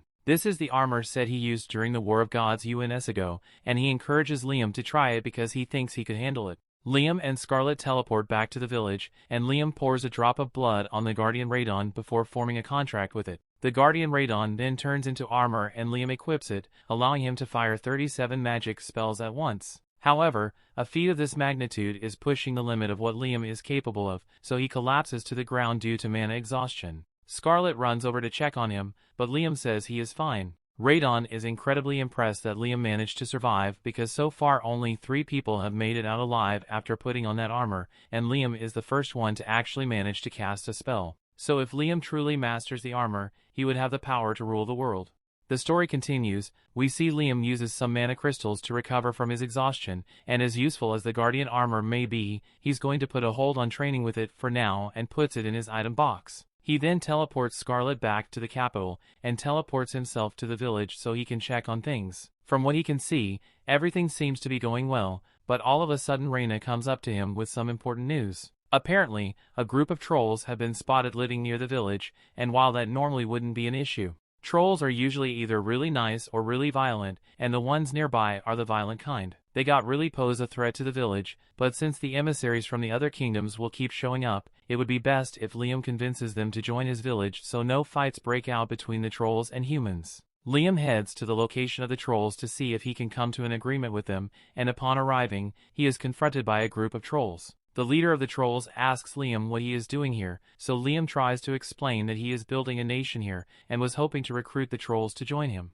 The troll doesn't trust humans, so he doesn't want anything to do with Liam and tells him to get out of here. But before Liam could even respond, the troll begins trying to squish him. Liam does his best to dodge because he doesn't want to have to hurt the troll, but any one of those attacks could be lethal if Liam gets hit, so he needs to be really careful. Unfortunately, while he was dodging, Liam accidentally falls into a hole in the ground and gets himself trapped. Now the troll has a clean shot at him, so Liam needs to act fast, otherwise he will be in serious danger. The troll's club hits him head-on, but luckily, Liam was able to equip the Guardian Raid armor, and it allowed him to survive without taking any damage, although wearing it still drains a ton of Liam's mana. The troll is surprised the human could survive one of his strikes, but it doesn't matter to him since he can just hit Liam harder next time. However, before he does that, Liam points to the troll's people behind him. In his blind rage, he did quite a bit of damage to them without realizing it, and if Liam hadn't taken that last strike head-on, he could have seriously hurt his friends with the flying debris. The troll realizes he may have acted a bit rashly, so he calms down and says he will listen to what Liam has to say. Liam thanks the troll leader for cooperating, and once all the trolls are gathered, he explains that he is building a village near here, and while it mostly comprises elves and werewolves right now, there's a chance that a lot of humans will come here in the future. In the worst-case scenario, a conflict could arise between the trolls and the humans, causing the humans to hunt down the trolls, and Liam would like to avoid that, so he wants the trolls to join his village. The troll leader understands what Liam is saying, but he wants to see Liam's village in person before he makes any decisions. Liam is fine with that, so he teleports all the trolls into the village, and the trolls are all amazed by what they see, but then the troll leader gets spotted by Chris. The two seem to know each other, and on sight, she charges at the troll and kicks him to the ground. Liam is confused by what just happened and asks Chris for an explanation, so she tells him that she and the troll go way back. Long story short, Chris and the troll both find each other very annoying, so literally every time they bump into each other, they end up fighting. To date, Chris has beaten him 307 battles and the troll has beaten her 370 times, but speaking of which, she was really disappointed with that last battle as the troll barely put up a fight at all. She asks him if he got weaker or something, but Liam reminds Chris that she evolved into a werewolf, so the troll didn't get weaker, she just got stronger. The troll gets upset since Chris is now too strong for him to fight, but Chris tells him her power boost came from forming a contract with Liam, so she suggests the troll should do the same so they can be on equal footing again. The troll agrees, so Liam forms a contract with him and names him Guy. The contract causes Guy to evolve from a troll to a Gigas, and while he may have shrunk, Liam can tell that his power increased dramatically. Now that Guy is stronger, Chris said she wants a redo of their battle, so she attacks Guy and this time he's able to block the attacks and counter. To them, it may seem like a regular brawl, but with their current strength, even a single punch or kick could easily kill a normal person, so all the other trolls stand there in amazement. Liam tells them he can give them names too if they want, so the trolls graciously accept, and Liam now has to come up with 50 more names on the spot. Once all the trolls have formed a contract with Liam, he asks them to do a small favor for him, so they head back to the canyon and begin collecting huge rocks for him. Guy and the other trolls get to work for him, and Chris tries to help as well, but she is nowhere near as strong as Guy, so he tells her to just leave the manual labor to him. She refuses to give up, but eventually her legs give up instead, so Guy lifts the boulder off her back and asks Chris if she's alright. Chris is fine, but her pride isn't, so she runs off in embarrassment. After all the rocks have been gathered, Liam thanks Guy and the others for helping him, but Guy doesn't understand what he plans to use all these rocks for. Liam explains that earlier, when he first met the trolls, he noticed a lot of ores there, so if he wants to try melting down the rocks to extract the metals, he summons a gnome and salamander to create a furnace and blast the rocks until he ends up with a ton of iron, some copper, a little gold and a tiny bit of mithril. Liam is really disappointed since he was hoping he could get more mithril out of the ores, as mithril is the main ingredient used to make those armor sets. Liam asks Radon if it is really necessary to use mithril for the armor, and Radon says mithril is vital since no other metals are strong enough to handle the stress the armor will go through. However, while Liam still doesn't have enough mithril, he does have a ton of iron, so he decides to just try his luck with the iron and see how it turns out. He melts down the iron and has his gnome make the mold for the armor so he can pour in the metal, and once that's done, he begins infusing it with Radon's mana while also giving it a name for good measure. He decided to name the battle armor Apollo after the sun, and after pulling out of the mold, we see that the Apollo battle armor was made in the shape of the sun. Liam figured that naming it would be more effective if the armor's form and its name matched, and it seems to have worked because the battle armor creation was successful. However, Liam runs into a separate problem that evening. Even though he successfully made battle armor out of iron, he still needs to come up with individual names for the armor sets for them to work, and he is all out of ideas for good names. After racking his brain all night, Liam was able to make 15 sets of armor, so he decided to distribute them evenly among the elves, werewolves, and trolls. Everyone gathers outside to test their new armor with mock battles, and both Guy and Chris seem to be enjoying themselves since they are stronger than ever before. Just then, a group of bandits happens to find their way into the forest, and as soon as they spot the elves, they immediately plan to kidnap and sell them all for money. However, they must be lacking a few brain cells because they think it's a good idea to threaten the elves here, even though there's a group of trolls and werewolves right next to them. The leader of the bandits declares that he will be taking the elves with him, and as long as they cooperate, he won't have to hurt them. Liam thinks he should do something, but before he can act, Reyna tells him to let them handle this on their own. She then calls over one of the weakest elves, Mina, and tells her to beat up those bandits. Normally, Mina wouldn't be able to hurt a fly, but with the armor Liam gave her, she's able to instantly knock out all the bandits. Liam is amazed by how much strength the armor granted Mina,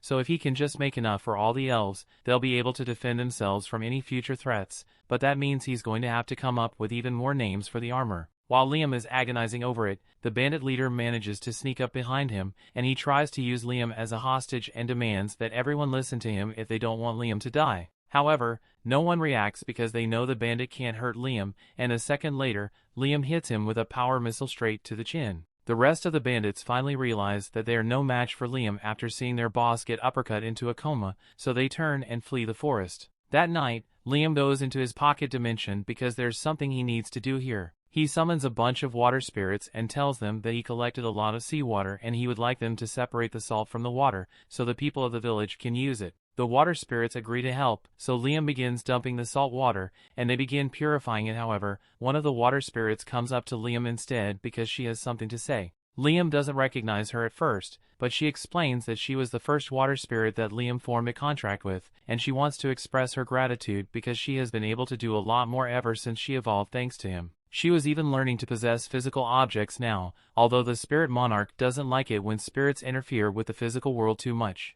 Liam is intrigued after hearing that there's a spirit monarch, but he is even more interested in the fact that the water spirit can possess objects. Starting from mid-level, a spirit can possess objects and spirit-possessed equipment is known to be particularly powerful, so Liam comes up with a good idea. He asks the water spirit if she would be willing to help him out with a little experiment, and she says she is more than happy to help. First, Liam named the water spirit Zero for an additional buff, and after creating one more battle armor in the shape of a water spirit, he has Zero possess it. He successfully created possessed battle armor, so he does the same thing with the fire and earth spirits and gives all three armor sets to Reyna, Chris, and Guy. This drastically increases their power once more, and they are all eager to use their strength to serve Liam. But while Liam is only doing this to make sure he can protect his nation, he has already amassed enough military power to take over all the surrounding nations if he chooses to. And he has no plans of slowing down anytime soon, because the pursuit of magic is all that matters to Liam. The story continues. We see that now things in Liam's kingdom are mostly settled. Liam decides to head back home for the first time in a while, and when he gets to the guild, he is met by Jody and Asuna, who are pretty upset because he disappeared on them for weeks without saying anything.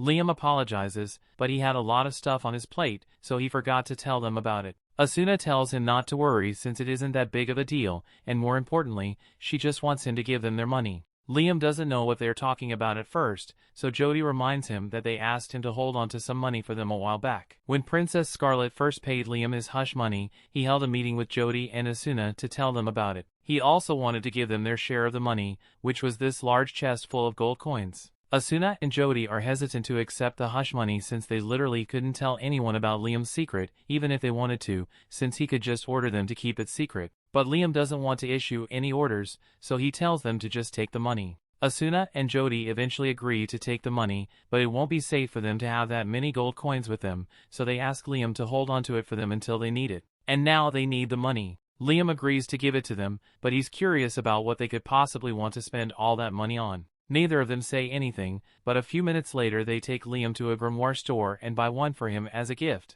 Liam takes a look at the grimoire, and after realizing that he has never encountered this spell before, he thanks Asuna and Jody for being so thoughtful. Afterwards, the three head back to the guild to catch up, and they find out that Liam has been building a nation recently. That explains why he was gone for so long, but now Liam asks them what they want to do. They have the choice to either join Liam's nation, or they could stay in town and keep hunting. But it's not a difficult decision for them to make because they want to go wherever Liam goes. Liam is glad to hear that, but they can't head back to his nation yet because he still wants to try out that grimoire they gave him so he can master it. He uses the grimoire to cast the spell for the dust box, and to fast-track his mastery, he casts it over and over in rapid succession until he can do it perfectly with zero delay. Jody and Asuna are surprised that he could master the spell so easily, but that aside, they don't actually know what the spell does. Liam explains that the spell is called Dust Box, and it is pretty similar to an item box since you can put stuff in it, but there's one key difference. Liam takes a piece of fish and places it in the dust box for a minute, and after pulling it back out, the fish is completely rotten. Asuna and Jody are amazed, so they ask him if the spell is useful. But honestly, Liam can't think of any use for a spell that makes things age quickly. Just then, he spots a waitress with some wine and he comes up with a great idea. He runs off, and an hour later he returns with a bottle of freshly squeezed grape juice. His theory is that if he adds some yeast to the grape juice and puts it in the dust box for a while, he will be able to make wine. They try it out and leave the grape juice in Liam's dust box for 5 minutes, and after pulling it out, the juices become high-quality wine. Being able to produce wine in such a short amount of time is amazing, but it also applies to more. In fact, literally anything that requires fermentation can be mass-produced with this method, so the spell is incredibly useful. A while later, Liam takes Jody and Asuna to his house and pulls out 10 different bottles of wine. He put 10 bottles of grape juice in the dust box 1 hour apart, so the bottle labeled 10 was in there for 10 hours, the bottle labeled 9 was in there for 9 hours, and so on. He wants Jody to help him taste test the wine, and she's happy to help, so she grabs wine number 1 and takes a sip, then number 2 and number 3, and 4 all the way to 10. Liam was a bit of an alcoholic in his previous life, so he's honestly pretty jealous that Jody gets to enjoy the wine instead of him. Once she's done tasting all the wine, Jody exclaims that the 1 hour bottle tastes like 1-year-old wine, and the 10-hour bottle tastes like 10-year-old wine. This means that 1 hour in the dust box is equivalent to 1 year of fermentation, and now that Liam knows that he can streamline his production process. Asuna is jealous that Jody is the only one who gets to taste the wine, but Jody is technically 40, while Liam and Asuna are still too young. Now that Liam is done with his experiment, he takes Jody and Asuna to his nation and introduces them to everyone. Everyone immediately accepts them, and to celebrate their new arrivals, the villagers hold a feast in Asuna and Jody's honor. All the different species prepare their favorite dishes for the feast, so Chris prepares a plate of grilled lamb, Guy prepares some roast beef, and Reina prepares some mushroom soup. Asuna can hardly contain herself anymore, so she digs in and starts eating as much food as she can, and soon enough everyone else does the same. The next morning, Liam takes everyone out into the nearby forest to pick fruit so he can make different kinds of liquor. They find a bunch of starfruit in the trees, so Guy and Chris begin competing with each other to see who can harvest the most fruit, but Raina yells at the two of them to stop because if they pick all the fruit now, then next year's harvest won't grow. Just then, Liam hears a scream coming from the other side of the forest, so he runs over to investigate, and to his shock, he sees a man biting one of the trolls. He uses his power missiles to blast the man off the troll, but before he could interrogate him, the man runs off into the woods. Guy goes to check on the troll who got bitten, but for some reason Gon is acting really strange. He became erratic and suddenly tried to bite Guy's face off, so Guy was forced to restrain him. Guy has no idea what could be wrong with Gon, but Liam thinks it might be some kind of status effects, and if that's really the case, then his all-clear spell should fix the problem. Liam casts the spell to clear all status effects on Gon, and thankfully makes him go back to normal and fall asleep. But Liam still has no idea what caused this in the first place. Jody has seen a similar condition before, so she tells Liam she thinks Gon might have been infected by a vampire. By biting people, vampires can turn others into vampires to act as their servants, and normally nothing can be done to help someone who has been bitten. But Liam was able to cure Gon almost instantly, which is miraculous. But vampires usually turn to dust and sunlight, so since that man was fine, then a Dracula must be involved. A Dracula is a mutant variant, a vampire that is born once every few centuries, and under the power of a Dracula's leadership, other vampires become stronger as well,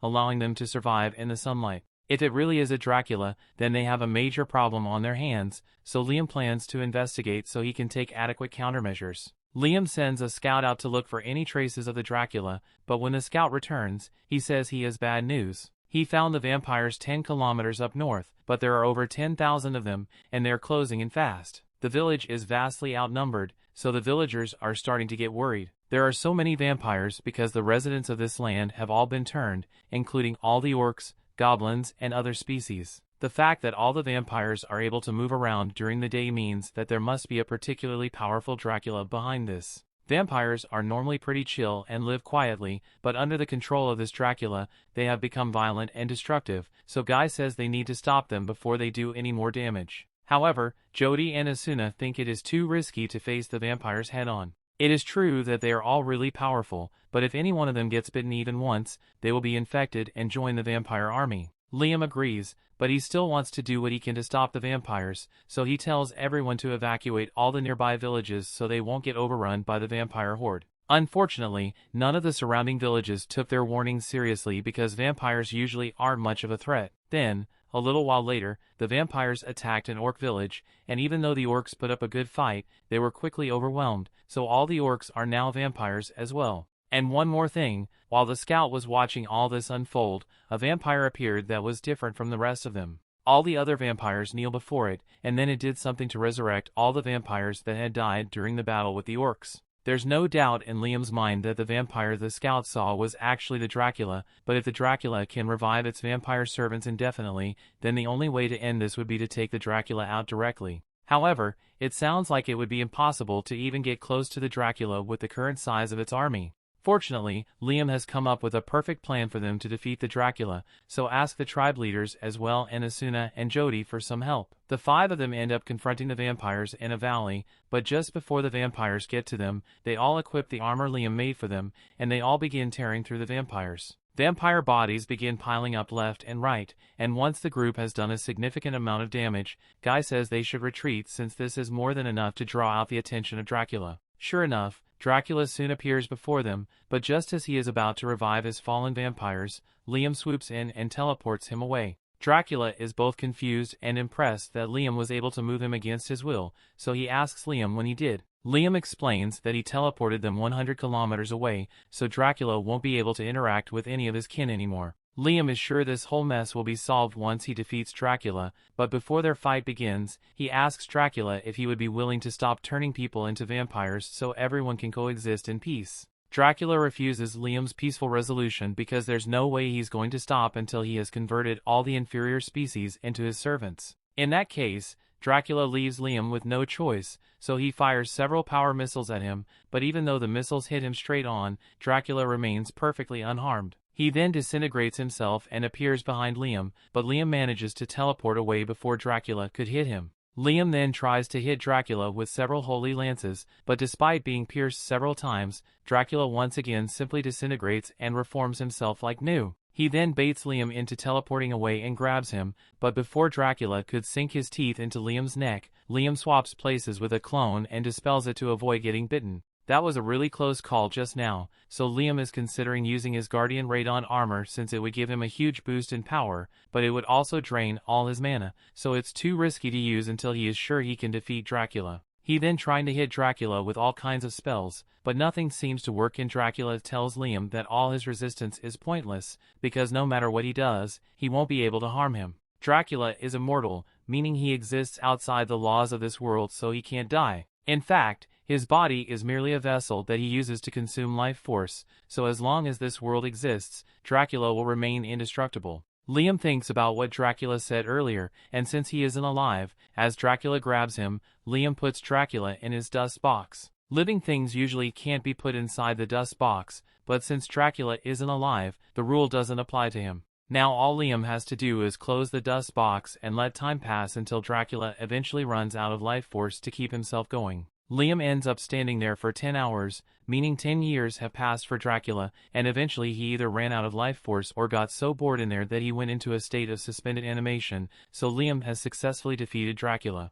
The story continues. We see that now Liam's job is done. He heads back to the canyon to see how the others are doing. As he teleports back, he is greeted by Asuna and Jody, who are glad to see that he is alright. They assume Liam must have managed to defeat Dracula somehow, and since Dracula is gone, he assumes all the victims should be free now. But unfortunately, they all start burning away instead. Once they became vampires, their bodies were being sustained by Dracula's magic, so now that Dracula is dormant, they are going to disappear. Liam doesn't want to let all these people die, so he starts thinking as hard as he can to figure out a way to save them. And that's when he remembers how he was able to cure Gone by using the all-clear spell. He starts casting as many all-clear spells as he can, and he is able to save a few of the people, but there are still tons more that are still disappearing, and there's no way Liam can save an all with his single target all-clear spell. That's when Liam comes up with an idea and puts on his Guardian Radon armor for a power boost so he can cast a wide area, all-clear spell and heal everyone at once. The entire canyon is bathed in holy light, and by the time everything is settled down, all the vampires are back to normal, but shortly after Liam passes out from mana exhaustion. Liam eventually wakes up an hour later and everyone is relieved to see that he is alright. Liam asks how all the vampires are doing, but it looks like he doesn't have to worry since they are all in good condition now. Speaking of which, the others are curious about the spell Liam used to cure everyone because they've never seen anything like it. But before Liam explains that, he asks them to gather the vampires so he can talk to them. But not the ones that return into vampires, the ones who were originally vampires before the whole Dracula mess. All the true vampires are brought before Liam, and their leader immediately apologizes to Liam for all the trouble they cause. He offers to take full responsibility for the disaster and just asks that Liam spare the lives of his subordinates, but Liam tells him he doesn't have to worry because he doesn't intend to hold any of them accountable for it. The one responsible was Dracula anyway, so instead he offers them a choice to join his village and be able to walk during the daytime again. Now that Dracula has been defeated, the regular vampires must have lost the ability to survive in the sun, so by morning they will either burn to ash or have to go back to their quiet life of darkness. The vampires are hesitant to agree to become Liam's servants after what happened with Dracula, but Liam assures them that he isn't a bad guy. He just has 2 rules he wants them to follow. 1, they have to listen to his instructions, and 2, they can't cause any conflicts. The vampires seem happy with the terms of that agreement, so they all gather so Liam can form contracts with them, and the first to form a contract is the vampire leader, so Liam names him Alucard. Several days later, Liam goes back to the place where he trapped Dracula, and since several centuries have passed within the box without a food source, Dracula starts fading from existence. Once Dracula has completely vanished, Liam dispels the box because he can finally relax. But elsewhere, a noble is currently watching footage of Liam's battle with Dracula on this crystal ball, and he can't believe that a single boy was actually strong enough to defeat Dracula. This is a problem for him because he was planning to use Dracula as an excuse to deploy troops into the Holy Land.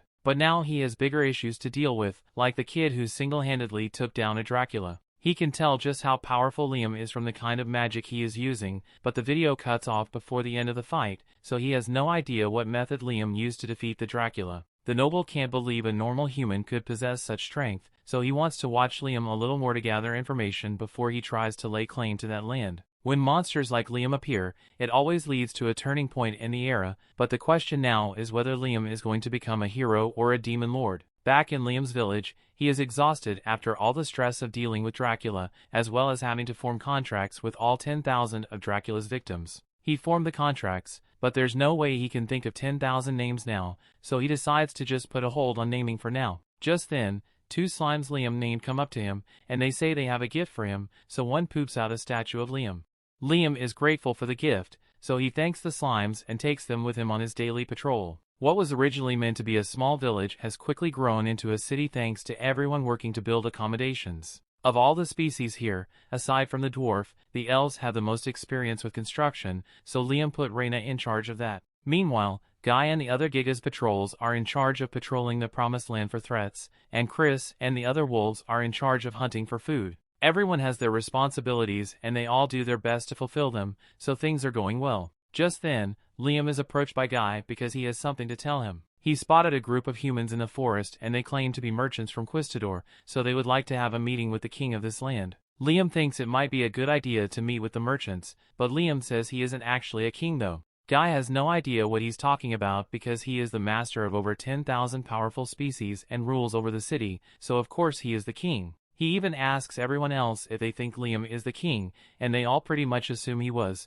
because who else would it be? And since everyone is in agreement that Liam should be their king, Radon decides to make it official. As the original owner of this land, he proclaims that he is crowning Liam the king of this nation. A little while later, Liam teleports himself to Scarlet's house so he can check in on her. He finds her sitting in her room, awaiting his arrival, and after greeting him, Liam asks Scarlet if she managed to find any information about what the Kingdom of Jamil is planning. Unfortunately, she tells Liam she couldn't learn anything, but she does know that the officials of Jamil are hiding something. That's probably why they refuse to pull out of the Promised Land, even with the threat of incurring Liam's wrath. There must be something there that they're looking for, but Liam has no idea what it could be, so he asks Radon if he knows anything. Radon refuses to answer Liam's question, so he decides to investigate more later and asks Scarlet if she would like to return to his city with him. But she says she wants to remain in the capital and continue gathering information for Liam. Liam accepts her decision and says he will be heading back to the village now,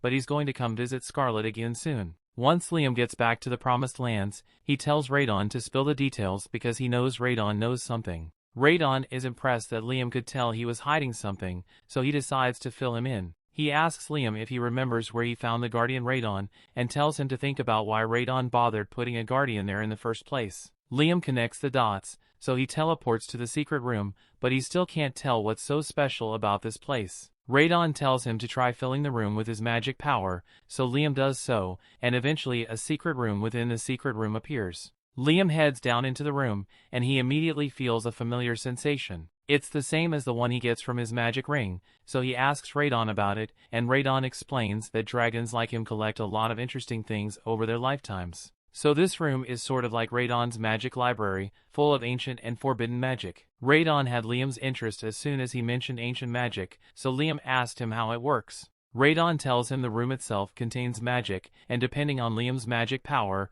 more and more spells will become available to him. He encourages Liam to try learning one ancient spell, so Liam begins absorbing the knowledge from the wall, but when he tries to activate the spell, several bubbles suddenly appear in front of him. Radon tells him that this is somewhat of a defense mechanism for the secret room, so until Liam manages to beat the puzzle, these bubbles will keep appearing each time he tries to cast his spell. The only way to complete the test is to continuously pop the bubbles until a limit is reached, so he encourages Liam to try his best, even if it takes weeks of bubble popping. However, Liam has a quicker method in mind. He creates a clone of himself and both he and his clone begin shooting as many fire spells as they can to destroy the bubbles. And after only an hour of doing this, Liam manages to clear the game and gain access to the ancient spell. Now that he has mastered the spell, he decides to go test out with his clone, so he has the clone cast an item box and drop a rock over him. However, before the rock hit Liam, he uses the ancient spell he just learned to cast an absolute force shield, and as the rock collides with the shield, they both crumble. The absolute force shield is a spell that can completely block all damage from a single physical attack. It is an amazing spell, but it has its limitations because it can't block any magical attacks at all, and if two physical attacks are fired at once, the shield can't block the second attack, but even if the absolute shield only blocks one attack, Liam can just cast it multiple times at once, making him practically invincible against physical attacks. There's also a spell called Absolute Magic Shield, but it's on the second floor of Radon's den, so Liam is going to have to work hard to raise his magic power and break the second seal. Liam thinks about it for a second, and since he already knows how to use Absolute Force Shield, he is pretty sure he can just make the Absolute Magic Shield himself without having to use Radon's library. He begins casting the Absolute Force Shield, but this time he makes the target for damage negation magic. He then proceeds to test the magic in his imagination until he managed to perfectly recreate the Absolute Magic Shield. Radon is so stunned that he doesn't know what to say because Liam somehow managed to create ancient magic on his own after using it for 2 minutes. In the centuries since Radon made his library, no one has ever managed to break the first seal with access it. But not only has Liam done that, but he also made ancient magic with nothing but intuition. Liam then goes on to test the new magic shield with his clone, so he has his clone shoot several power missiles at him, all of which he then proceeds to block with his magic shield. It seems to work perfectly since Liam suffered no damage, so he is satisfied with his outcome. Now there's just one thing left to do, so Liam heads into his pocket dimension and uses his shade spirit to make it pitch black. Radon is confused and asks him what he is doing, so Liam explains that he wants to get used to sensing the presence of magic. This way, Liam will always know whether an attack is going to be physical or magical, meaning he can always have the right shield prepared. Radon asks him why he is bothering with this, since he could technically just cast both Force Shield and Magic Shield at the same time. But that would be inefficient, and he loves magic too much to settle for a mediocre solution. The story continues. We see Liam's city has grown rather large now, and one day while walking through it, Asuna comes running up to him because there's a matter that needs his attention. She tells him to head to meeting point number 17, so Liam teleports there and finds Guy and the other trolls standing next to a line of human soldiers. Liam asks what's going on here, so Guy explains that these fine gentlemen are here from the Principality of Palta, and they wish to have an audience with Liam. Liam agrees to meet with them, so he asks who's in charge of the group, and a man named X-Blast steps up. He tells Liam that he is here on behalf of the King of Palta, and to put it simply, his goal is to have Liam marry Princess Flora. He knows Liam is already engaged to Princess Scarlet, but they haven't gotten married yet, and the wedding isn't going to be happening for a while. X-Blast gestures for Princess Flora to come out of the carriage and tells Liam that he can get married to Princess Flora immediately. Liam can't believe Palta is really willing to marry off its princess in a single day, but he doesn't want to make any decisions yet, so he just invites them to come into the city for now.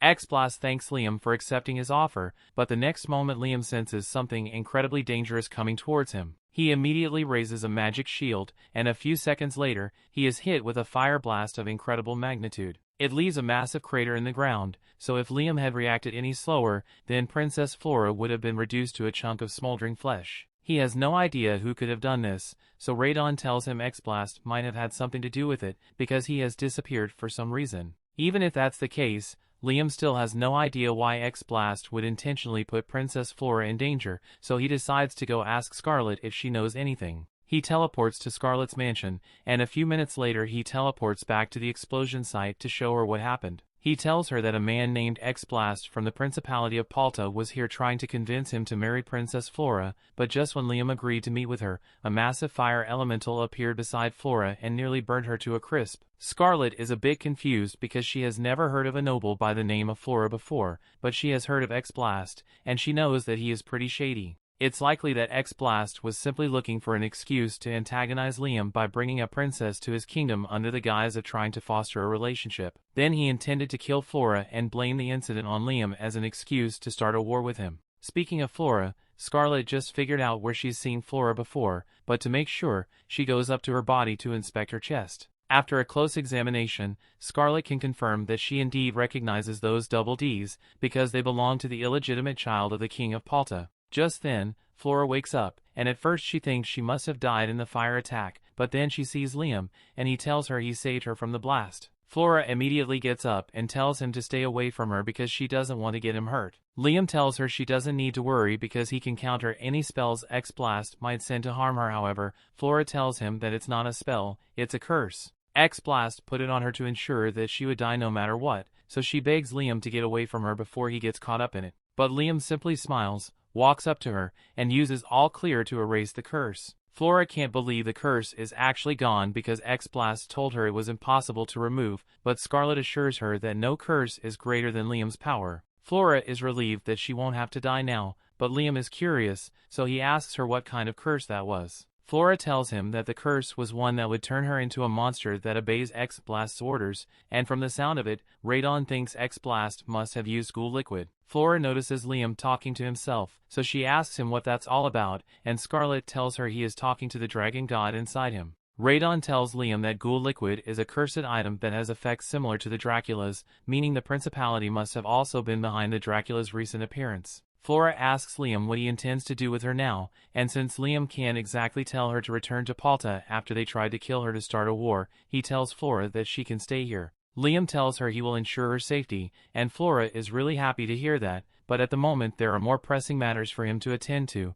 like the fact that Palta felt comfortable enough to pull a stunt like this on him. Scarlet thinks they need to demonstrate their powers, so the other kingdoms know not to mess with Liam's kingdom, so Liam asks if she wants him to nuke Palta or something, but Scarlet is thinking of a display of power involving the nation as a whole. First, Liam should issue a currency, since it's a huge indicator of a country's power. Preferably, he should create coins with distinct patterns that can't be easily replicated, like the ones the kingdom of Jamil makes. Liam gets the idea, so he summons some spirits to help him melt down and form the coins. Within a few minutes, Liam's silver coins have been created. Scarlet is impressed by the purity of the silver and the clarity of the design. Next up are the copper coins, but she tells Liam that he can't make these out of pure copper because that would make the metal of the coin more valuable than the coin itself. Most countries get around this by making their copper coins out of a mixture of copper and tin, which is less valuable. But the lower the copper percentage, the harder it is to imprint fine details on the coins, so copper coins are generally 65% copper. Liam understands, so he decides to try it out and starts the copper coin making process, but not only do his coins turn out to have perfect details, but they also only have a 50% copper content, further proving Liam's craft expertise. Since Liam has made a good number of these coins, Asuna and Jody take some of them to Asuna's father, who is a merchant, to have him inspect the coins. He carries out the inspection and he is utterly shocked by how well these coins are made, and according to Asuna's father, Liam's coins will be worth 5 times as much as the coins of Jamil. I'm not sure that's how currency works, but Asuna and Jody are excited to hear it, and all these people look happy about it too, but it's not like they are a part of Liam's nation. Back in the Promised Lands, Liam is busy mass-producing his coins when he learns that people think his nation is dangerous, because it is located in the supposed land of monsters. It's so bad that they sent out high-level adventurers just to deliver mail to Liam. Scarlet comes over to see what Liam is up to, so he shows her the letter, and it's pretty infuriating. The letter is from Albervit, and he's basically ordering Liam to come see him immediately in a condescending tone. Scarlet tells him he doesn't have to respond to Albervit. After all, he's not even the head of the Hamilton family. If Liam's father were the one making the request, then that would warrant a response, but there's no reason to entertain Albervit's demands after everything he has done. That said, Liam is still quite close to Bruno, so when Bruno asks to visit his nation, he agrees to let him come, and unlike Albervit, Bruno is much nicer to be around. He is amazed by how much his little brother has accomplished, but they have business to discuss, so he asks Liam if there's a quiet place where the two of them can talk in private. Once they get seated, Bruno goes straight to the point and asks Liam to allow him to conduct trade within the kingdom. He promises to obey all the laws and pay taxes according to this nation's rules, but Liam is having a hard time processing all this, so he asks Bruno to explain everything from the start. Bruno calms down and points out that Liam's nation is bordered by the kingdoms of Jamil, Quistador, and Palta, and it is expected to prosper under Liam's rule, so it is very likely that this nation will end up becoming the #1 trading route in the coming years. That's why he came to ask Liam for permission to trade here as the head of his new family. Liam is impressed by how well Bruno thought this out ahead of time, and he assumes Albervit must have been trying to do the same thing. But compared to Albervit's arrogant behavior, Bruno was much more humble about it and even bowed his head to his younger brother. For that reason, Liam wants to grant Bruno's request, but he asks Scarlet what she thinks about it. Scarlet tells him granting Bruno's request is fine, but there are 2 things he needs to do at the same time. He needs to treat Bruno extremely well in terms of taxes and establishing a base of operations in the kingdom, and at the same time, he should treat Albervit and the rest of the Hamilton family coldly for their rude demands. This will send a message that Liam won't take disrespect lightly and further cement his authority as king. After Liam and Bruno finalize the details of the trade deal, Bruno is sent on his way, and as he leaves, Scarlet compliments him for being such a respectful noble despite being so young. It is likely a result of him having climbed to the position of the head of a noble family, but a sense of responsibility like that only comes when you work for your position, so most nobles who inherit their positions end up being rather entitled. That's the entire reason that Radon made the rule that all nobles will lose their title within 3 generations if they don't accomplish something new. Liam is surprised to learn that Radon was the one who came up with that rule, but it really has helped shape the attitudes of nobility, because they are usually too busy trying to accomplish something to become entitled pricks. Radon also tells Liam that he is becoming a fine king because when he isn't sure about something, he asks Scarlet for her advice. It is a sign of wisdom to acknowledge that you need help sometimes, and Scarlet is a great retainer because she's so knowledgeable. However, subtle demonstrations of power like they've been doing so far only work if the other nations are reasonably intelligent. For instance, if a king of a nation were to be like Albervet, then no amount of warnings would stop him from invading, so Liam needs to be prepared for that. That means Liam is going to have to work hard to strengthen his combat magic, but Radon tells him there is a major flaw with magic as a whole: it can be suppressed. To make up for that flaw, Liam needs to be able to strengthen himself with his own magic power, and for once, Radon decides to demonstrate in person, so he comes out of Liam's body. And it turns out that Radon is actually a girl, because why not? Liam is just as surprised to find out that Radon is a girl, but that's not what's important right now. Radon then proceeds to demonstrate the technique she told Liam about earlier. By circulating magic through the body without casting a spell, one can greatly increase their physical strength. Liam tries it out as well, and he's able to do it on his first try, leaping high into the air, but he quickly runs out of energy and falls back to the ground. Liam is disappointed that he couldn't do the same thing Radon did, but Radon is honestly surprised he managed to use the technique at all. It's almost infuriating how quickly Liam learns things because it doesn't give Radon a chance to actually teach him anything. Anyway, since he already knows how to use the technique, she explains to him that he needs to learn how to limit the output of his magic power, otherwise he will end up running out too quickly. She shows him a few training exercises and eventually, Liam is able to limit the output of his magic to 10 and 20%, but he still needs to learn how to control the output and individual limbs, so it's going to require a lot more work on his part,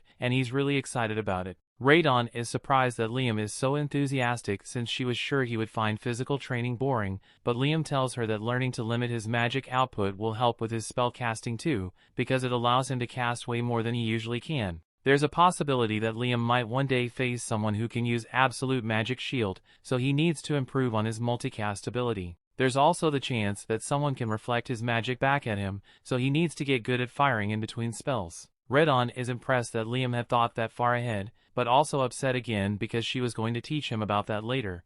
The story continues. We see Radon continues magic awareness training, and once he is able to control the flow of magic throughout his body, she says it's time to move on to the next part of the lesson. She briefly goes into Liam's body and comes back out with a rope of light. At first, Liam is confused since he doesn't know what he's supposed to do with the rope, so Radon decides to explain how it works. First, she tells Liam to try pulling the rope with his physical strength, but no matter how much he tries, the rope won't budge. She then tells him to try using magic power to pull the rope, and as he does so, the rope finally moves. This is a special rope that can only be moved with magic power, and Radon wants Liam to play a little game of tug-of-war with her. She's going to be pulling on the rope with her magic power, so she wants Liam to try fighting her with an equal amount of strength. It takes a lot of focus from Liam, but he is able to match the magic levels of Radon no matter how often she changes them. Since Liam has gotten the hang of sensing her magic power through the rope, Radon decides to raise the difficulty and now only radiates her magic through the air.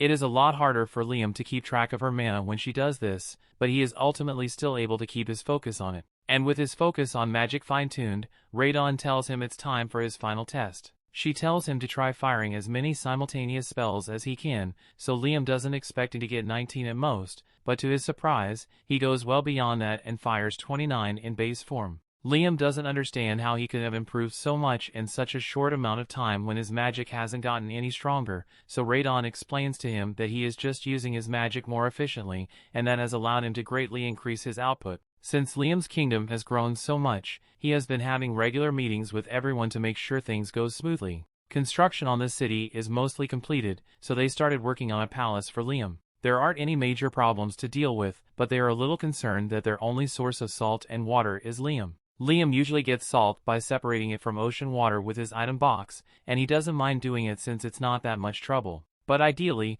the citizens should be able to get their salt without Liam having to personally make it. Liam understands, so he says he will think of another way for them to get salt. However, it looks like Scarlet already has an idea in mind. She asks to speak with Radon for a moment and asks her if there are any salt rock deposits here in the Promises Land, since they would be able to mine salt there. Radon says there might be some rock salt towards the eastern part of this land, since she has seen a lot of cattle gather there and cattle really enjoy licking salt. Scarlet asks Radon if she can show her the exact location of the rock salts, so Radon tells her she'll give Liam the directions. That concludes the topics for today's meeting, but now that Asuna thinks about it, it would be nice if they had an ocean. Liam asks her what she means, so Asuna explains that if they had an ocean nearby that they wouldn't have to go looking for alternative ways of getting salt, since the citizens could just get the salt from the ocean by evaporating it. Scarlet tells them that there actually used to be an ocean connected to the Promised Land, but long ago it is said that Radon dropped a massive piece of land in the region near Palta, cutting this land off from the ocean. Liam is amazed that such a thing was even possible, but it's too bad they can't do anything about it, since having the Promised Land connected to the ocean would have been great, but things don't always work out the way you want. Later that day, Liam meets with Radon in his pocket dimension, and Radon asks him if he really can't think of a way to connect the ocean to the Promised Land. But Liam does have an idea in mind, it's just that it requires him to drastically alter the landscape, and he doesn't have enough magic power to make it work. Radon says that shouldn't be much of an issue, so Liam asks her if she's going to lend him her strength, but Radon says no. She tells him to just do what he can with the magic power he has at his disposal, so Liam decides to give it a try. The next day, Liam takes Scarlet and Asuna to a clearing and shows them what he managed to make. The two of them are amazed by what they see because Liam somehow managed to create an ocean here, but Liam tells them it's more of a lake of seawater. Asuna tastes the water and it really is salty, but she asks Liam how he managed to make so much salt water in such a short time. Liam tells her he just brought the water here from the actual ocean. Asuna thinks that's amazing, but she's worried that the water will eventually dry up if it's not actually connected to the ocean. However, Liam already thought of that, which is why he set up an item box to keep this lake connected to the ocean at all times. That means no matter how much water they use, the lake will never run dry, and since living creatures can't enter his item box, there's no chance of someone accidentally getting lost at sea.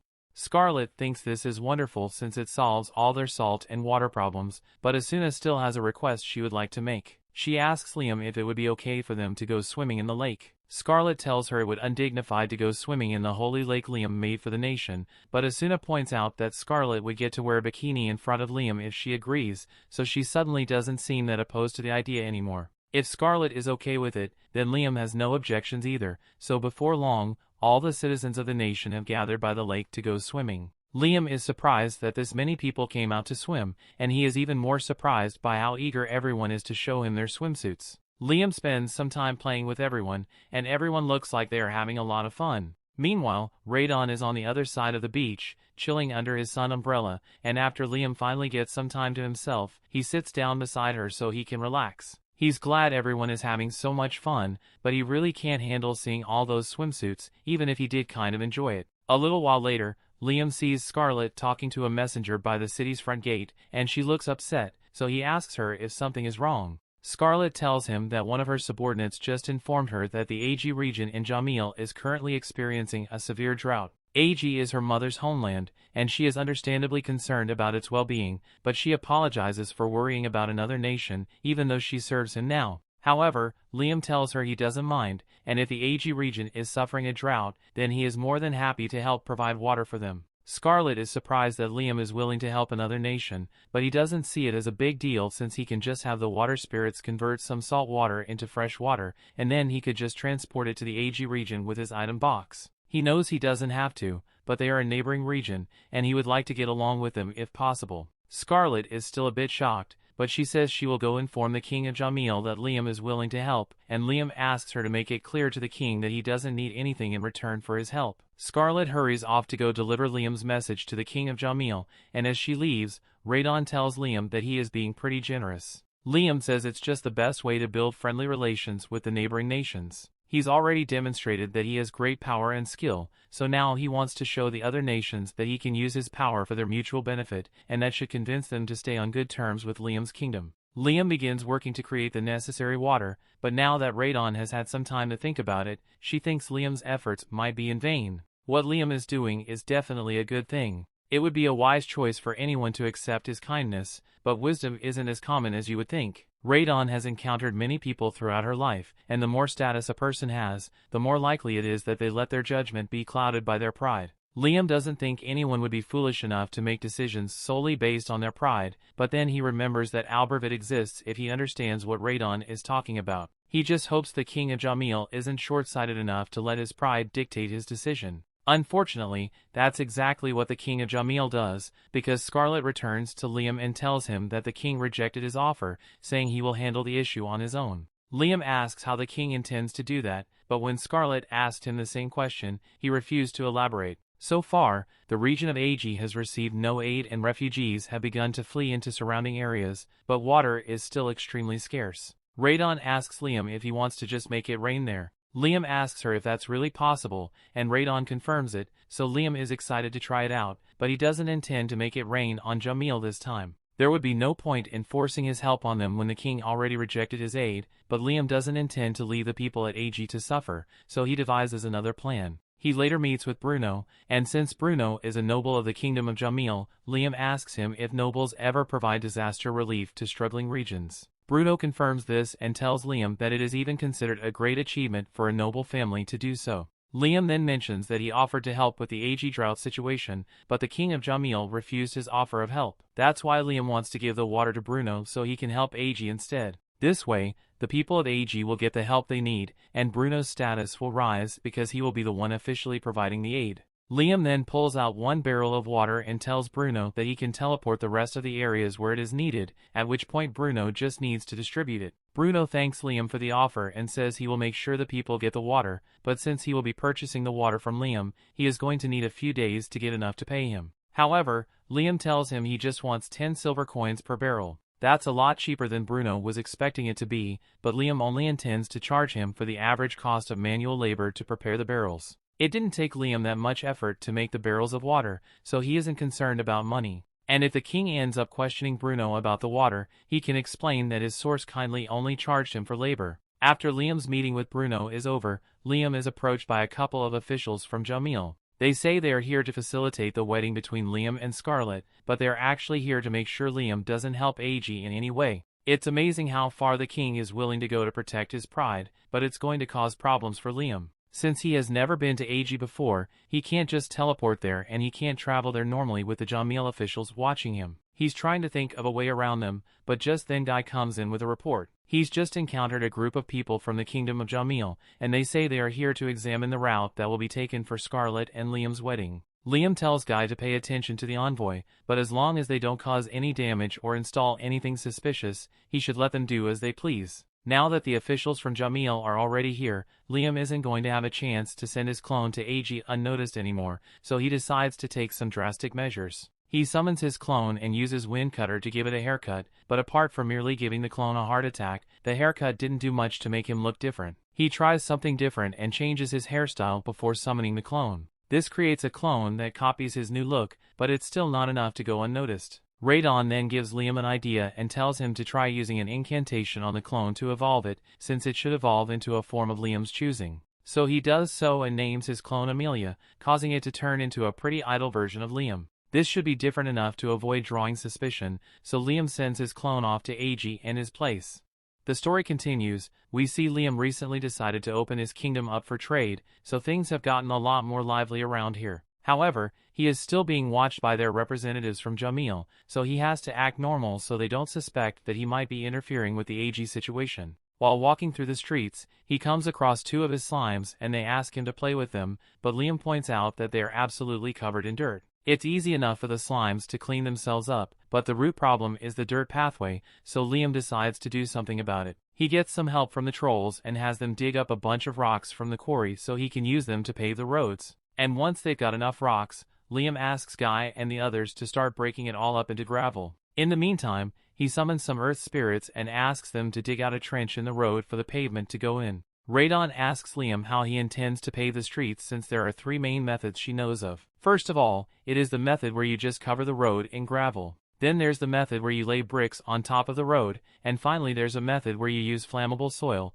otherwise known as tar, to fill in the roads. Liam had never heard of tar before, so even though he was originally planning to just make a gravel road, he decided to try making this tar instead. By the time the earth spirits are done digging out the trench, Liam comes to inspect it and he is happy with how it looks. It seems Liam doesn't understand how difficult paving a road really is, so Radon explains that most cities can only dig trenching a few centimeters down, and even that takes a lot of manpower and time to get done. But Liam just dug out a 1-meter trench in a single afternoon, so even the officials that are spying on him are in shock. Anyway, Liam wants to continue with the road pavement plan, so once all the rocks have been broken into gravel, Liam asks Guy and the others to begin loading the gravel into the trenches. And once the trenches are full of gravel, he summons some fire spirits to heat it up. This process melts all the gravel together, forming a uniform rock pavement that should be very durable. Liam does the same for every road within the city, and once that's all done, he starts thinking about expanding the pavement to the roads that lead into the city. The more he thinks about it, the more he realizes that outer roads are extremely important, so he needs to pave them.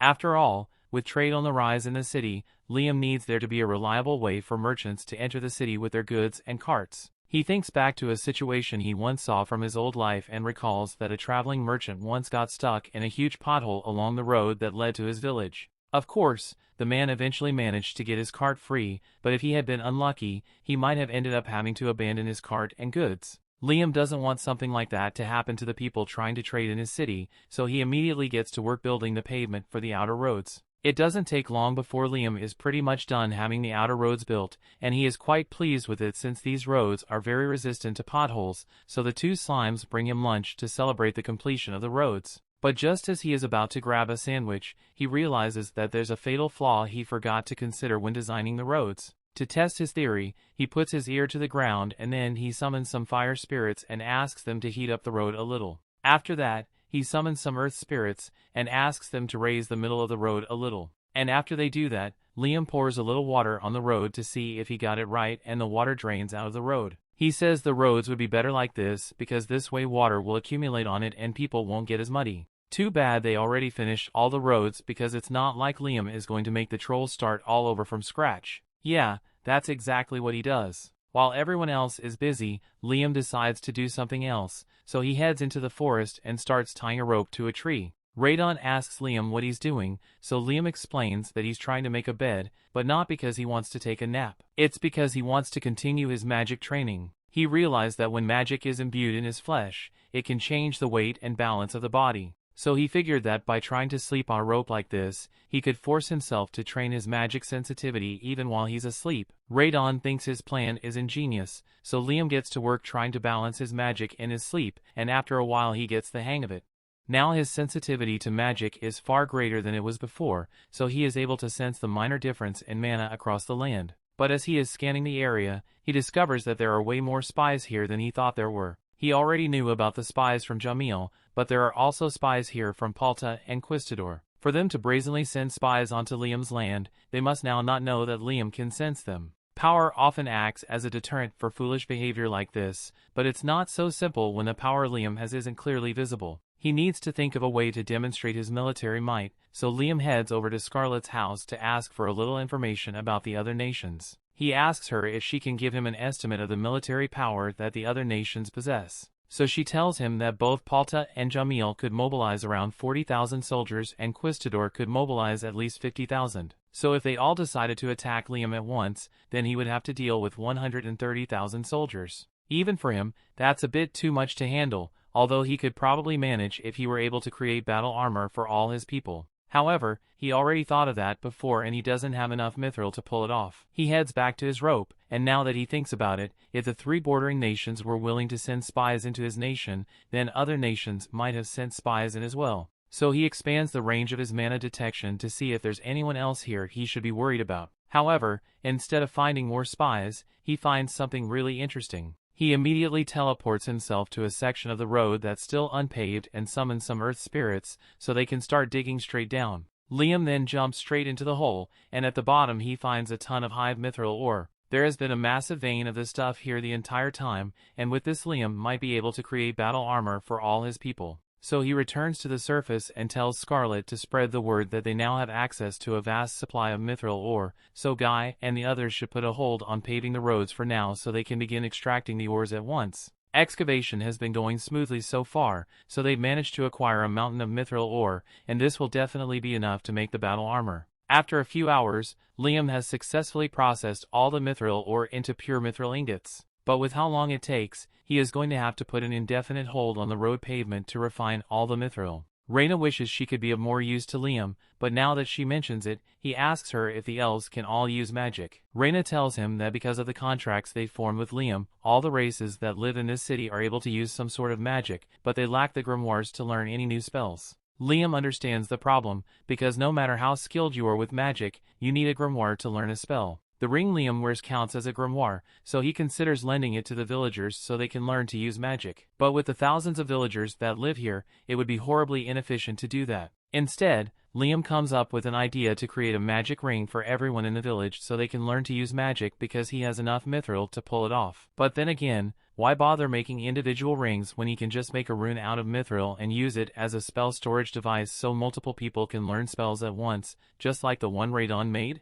All of a sudden, Liam gets a great idea, so he teleports to a section of the road and summons some fire and earth spirits to help him out with something. He asks them to take off the top layer of the road, after which Liam has them melt down some mithril into a sheet and place the sheet on the road so they can cover it up with pavement again. This way, Liam then asks Reyna to go stand on the road because he has imprinted his spell onto the mithril underneath the road. As she stands there, she starts feeling knowledge flow into her body, and before long she is able to cast an ice needle spell at a nearby tree, something she couldn't do before. Liam explains that he used magic to turn the mithril under the road into a magical storage device, and that's what allowed her to use new magic. Now that Liam has confirmed that his theory works, he decides to scale up his projects as he gathers a bunch of the villagers and has them stand on a section of the road with mithril installed so they can fire spells at him. Liam is able to block all the magic with his magic shield, and he is pleased to see that everyone is able to use magic now that he has basically installed grimoires on the roads. With this, Reyna says even the villagers who don't know any spells will be able to help defend the city,